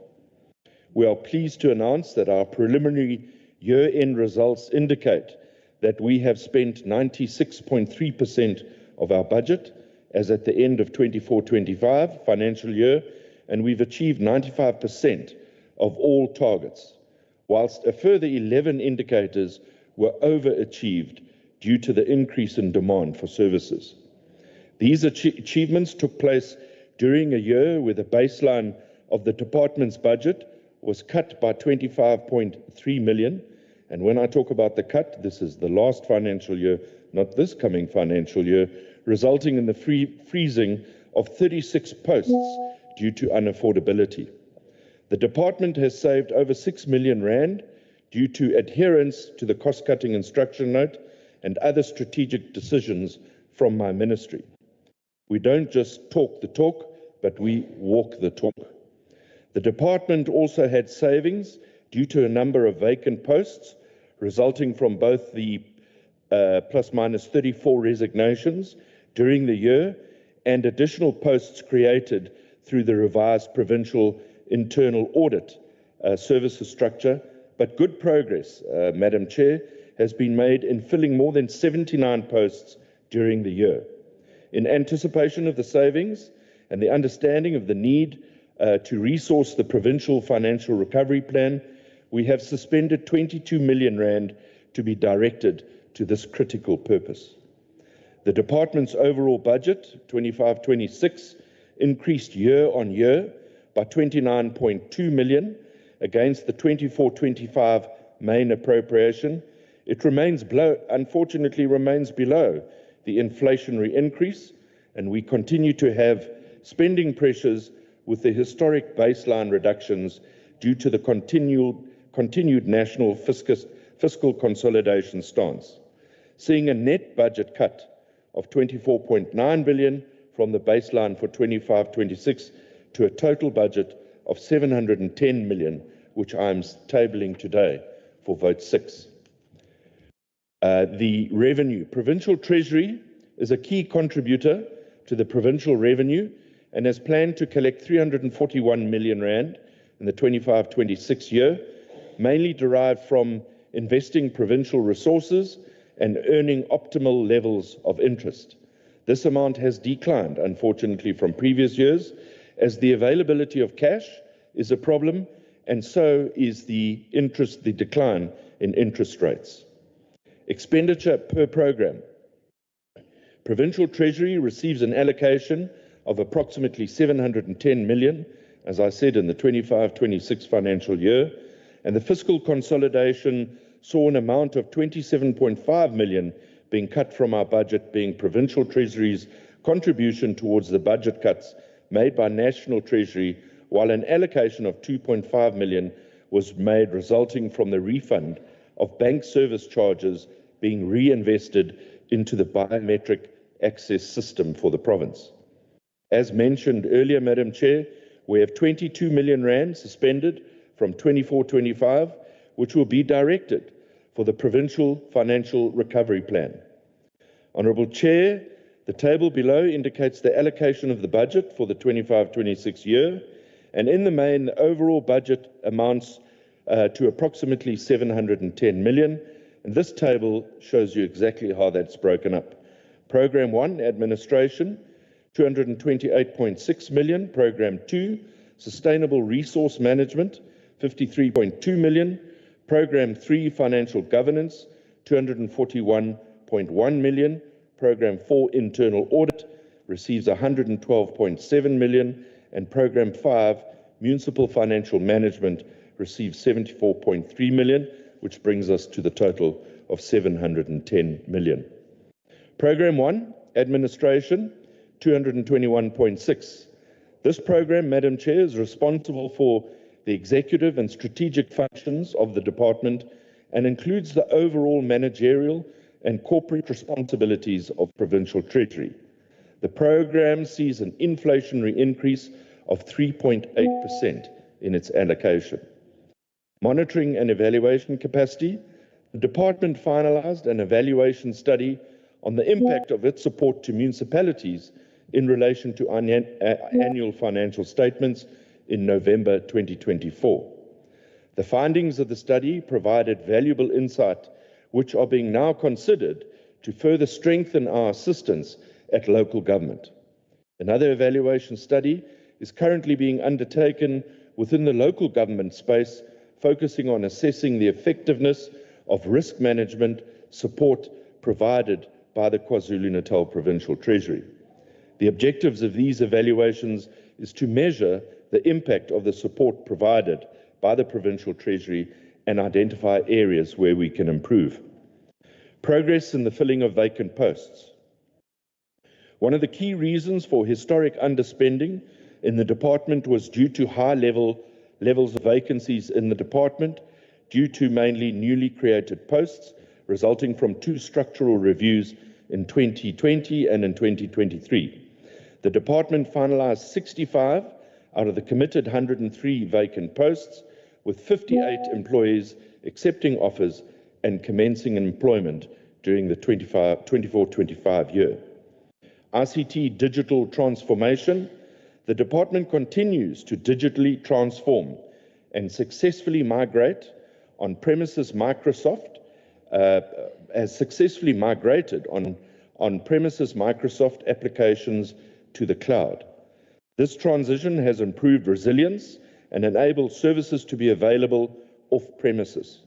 Furthermore, greater emphasis was on digital skilling of the workforce in Treasury. The development and implementation of an e-learning portal will assist with education and the training of our cloud platform to improve accessibility. The department has also procured an artificial intelligence tool with the intention of training and deploying the tool to enable staff to be proficient in this particular area. Finalizing the development of a site. The aim of the visitors, gender-based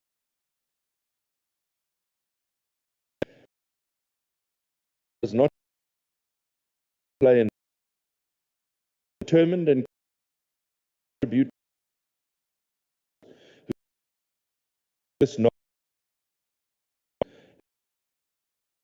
focus for the 25-26 year. The priority, as articulated in my opening comments in respect of the strategic role Treasury would be playing in the Provincial Financial Recovery Plan, will be required to drive, coordinate and report on the progress, challenges to ensure that the province is able to not only become financially stable, but also to ensure an accumulation of reserves to assist with the impact of climate change and the extent of the disasters and damage to government infrastructure. It is clear, Madam Chair, that we cannot attain financial stability on our own. Hence, all critical stakeholders play a role in this task, and they've been brought on board, including stakeholder engagement with organised labour in order to consult and solicit their views on the Provincial Financial Recovery Plan. One of the undertakings I had when I took over office, Madam Chair, is that I would bring all unions who wanted to play a role in the budgeting process on board.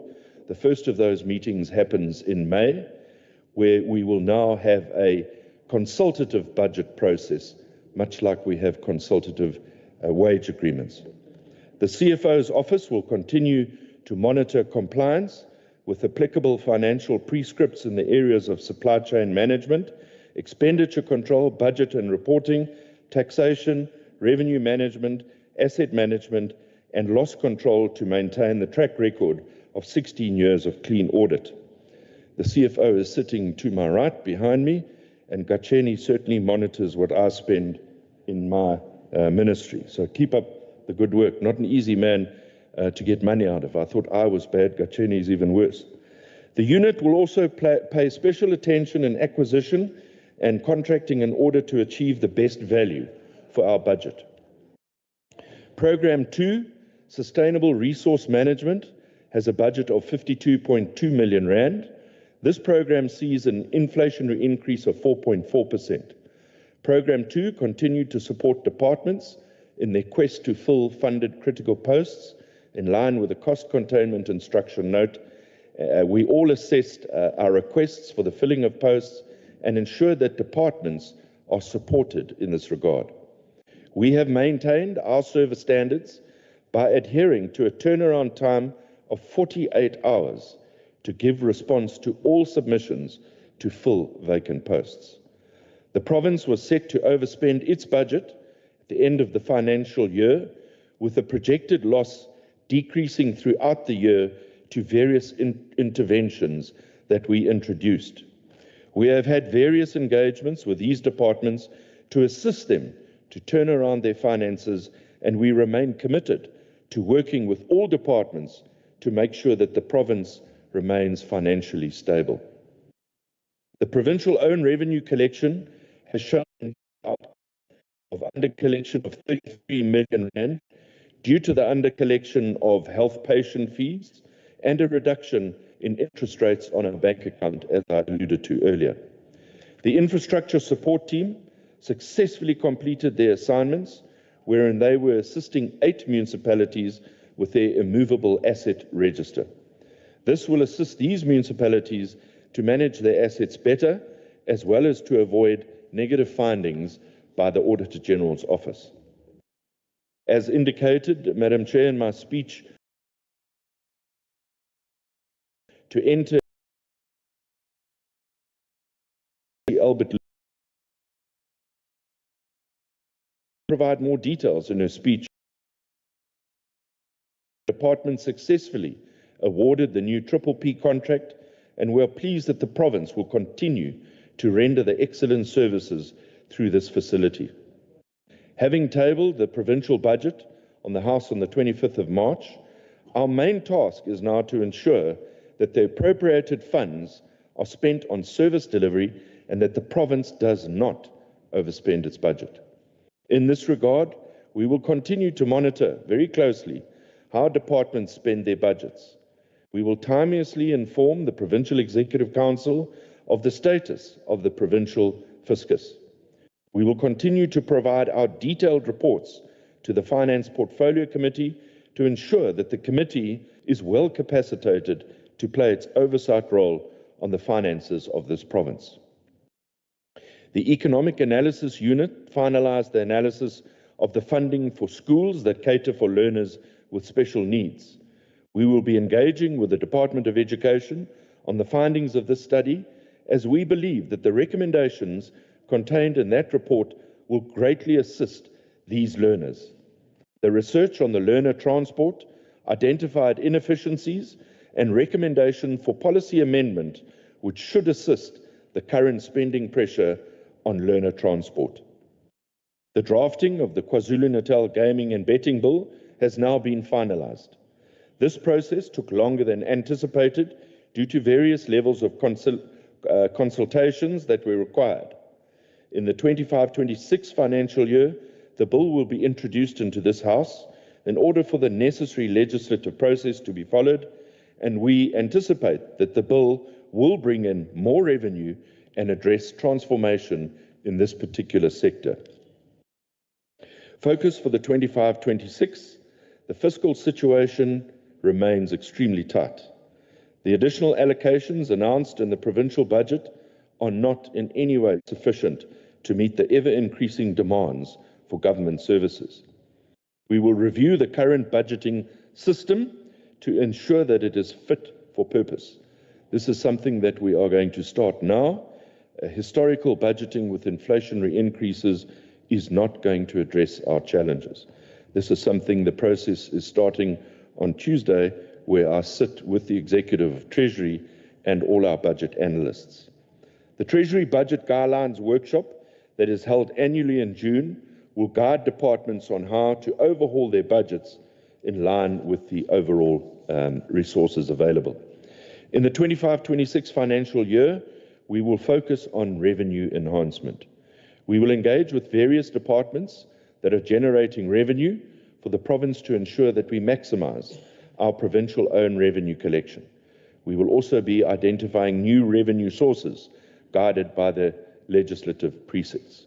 One of those, or two of those areas, Madam Chair, one is online gambling, which we are pursuing, and the other is the restructuring of liquor licenses and charging licensees on volume rather than a fixed fee.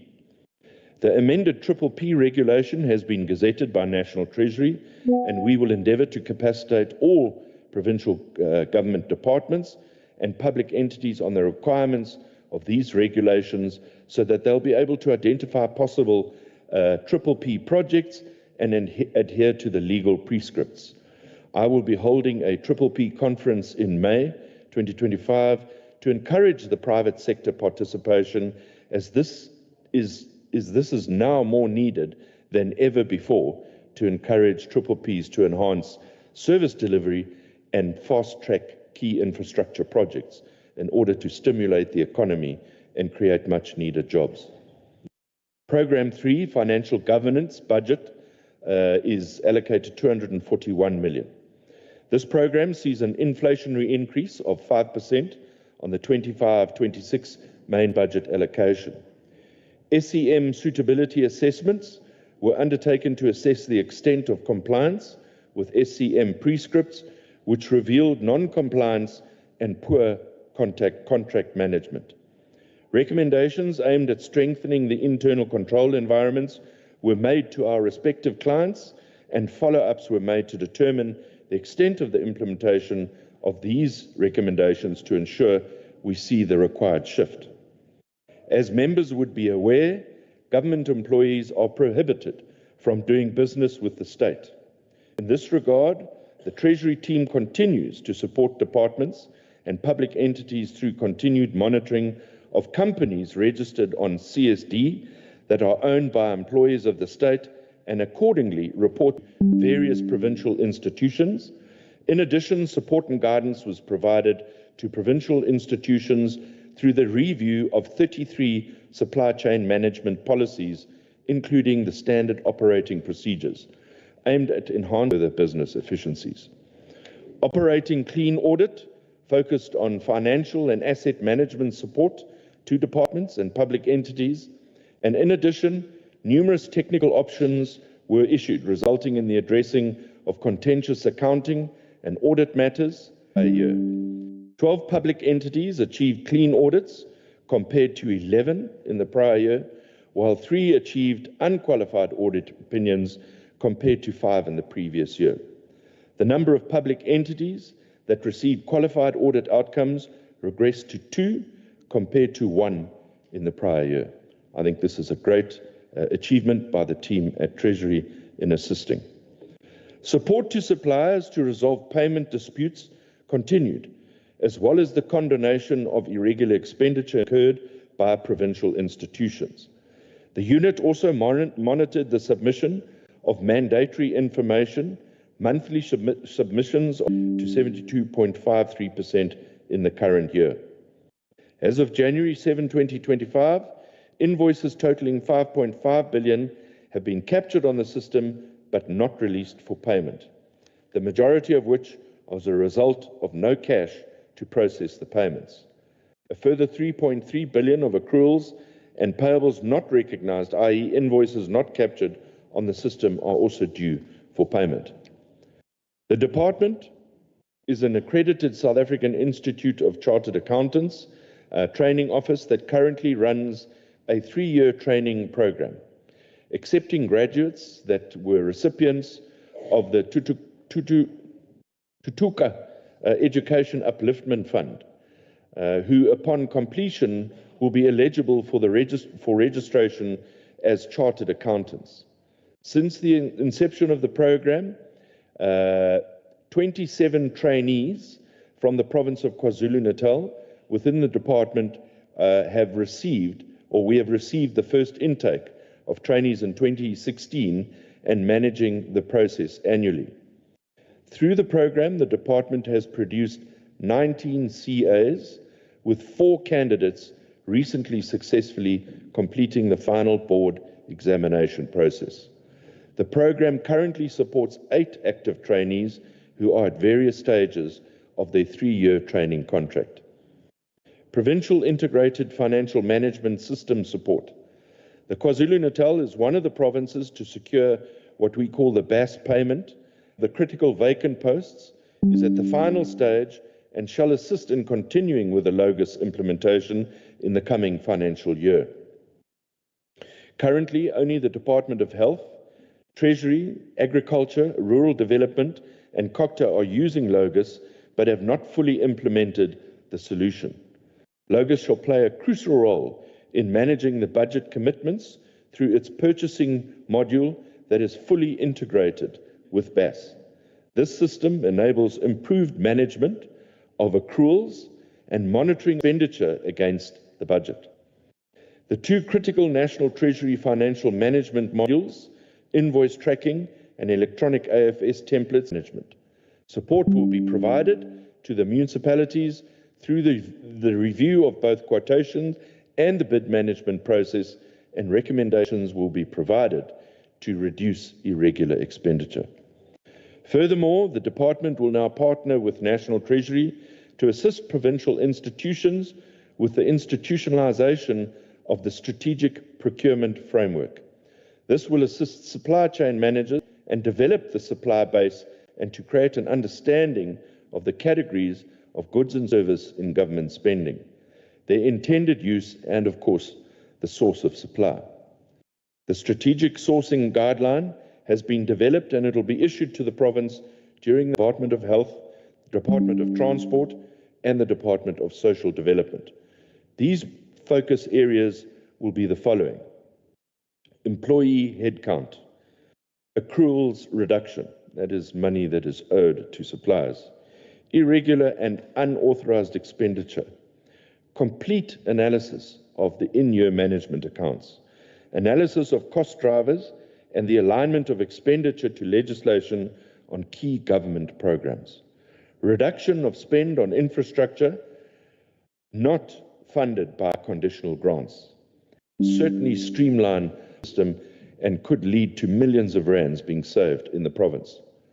Province in the supply chain, and this is to deal with supply chain management to reduce non-compliance and ensure value for money.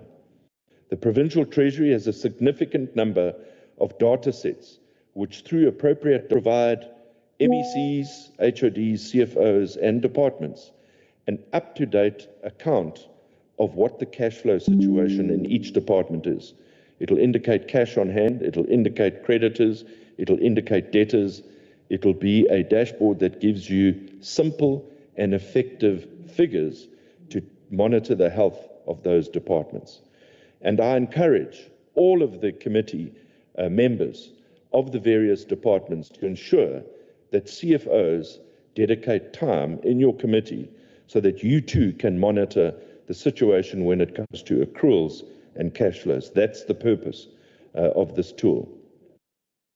So this will enhance oversight, and as the effective authorities will have a bird's eye view on the critical financial aspects of their department in order to provide any required intervention of support. It is anticipated that this will be rolled out in May of this year, next month. Program 4, internal audit budget of 112.7 million. This program sees an inflationary increase of 3.8%. Internal audit services were provided to 12 provincial departments during the 24-25 financial year, with the exception of Department of Health, which commenced with setting up of its own function.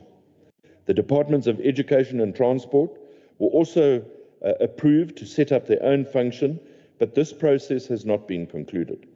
The unit conducted over 120 risk-based audit assignments across these departments to assess the effectiveness of controls implemented by departments and review compliance to various legislative prescripts and policies.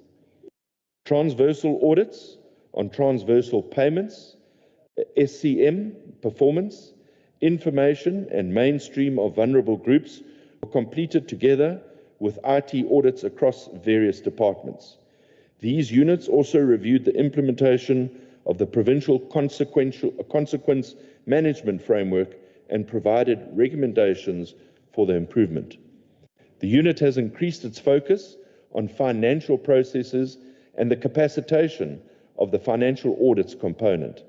Specific high-risk financial processes were identified in departments for the audit. The unit reviewed the adequacy of departments' AG audit improvement plans and conducted follow-up reviews on unresolved matters on the consolidated audit logs. These follow-ups covered all audit areas, including the specialized audit area of financial audits, performance audits, and IT audits. The 4 performance audits on consulting services have been completed. All matters raised by actions to improve processes relating to termination of staff, recovery of debts from in-service and out-of-service staff, and clean up staff establishment on personnel. This was a critical review as the department loses up to 250 million rand a year on staff debt. Follow-up reviews on resolved findings related to various processes and value for money audit findings were implemented as part of a tracking the implementation of audit action plans and recommendations. Audit reviews have been concluded across all departments on the maturity of the risk management to provide assurance on the level of compliance with the provincial risk management framework. PIAS was subjected to a quality assurance review with the IIA and had received a general conformance rating, whilst recommendations are currently being implemented to further enhance the work and shared services to conform to the global internal audit standards. The draft provincial internal control framework was developed and consulted with provincial departments with implementation in the next year. Focus for 25-26, PIAS will continue with value for money audits on infrastructure projects in other departments, a special focus, the use of consulting services and municipal support services, enhancing audit committee oversight, implementing a strategy to enhance critical financial management competencies and skills, thereby reducing unauthorized, irregular and fruitless and wasteful expenditure, enhancing performance agreements for all HODs and EXCO members to include critical financial related indicators, the enforcement of certain prescripts such as Section 18.2F of the PFMA on the withholding of funds and enhancing financial reporting to MECs. Program 5 and 18 tabled unfunded budgets for the 24-25 year. However, through engagements and support to municipalities by the KwaZulu-Natal Provincial Treasury for delegated municipalities and National Treasury for the non-delegated municipalities, the funding position of the 24-25 approved budgets actually improved, resulting in 48 municipalities approving funded budgets and only 6 municipalities approving unfunded budgets. The Municipal Accounting and Reporting Sub-Program support and monitor municipalities with financial management and compliance with legislation. With the support of the KwaZulu-Natal Provincial Treasury, 2 municipalities improved cycle from an unqualified audit opinion with findings to obtain their clean audits. In addition to the AFS review initiative, the Municipality and Accounting Reporting Sub-Program also conducted financial management support projects at 5 municipalities. The Umpofana and the Josini local municipalities, which were supported by Provincial Treasury, improved their audit opinions during the 23-24 audit cycle from a qualified audit opinion to an unqualified audit opinion with findings. The support further assisted 3 municipalities, namely the Imangantleni and the Ulundi local municipalities, with the Harigwala District Municipality to maintain their unqualified with findings audit opinions. The Municipal Revenue and Debt Management Subcommittee Program assists and provides technical support to delegated municipalities on revenue and debt management through various initiatives and financial records. Assistance was also provided with transferring skills to municipalities to implement National Treasury's revenue management tools.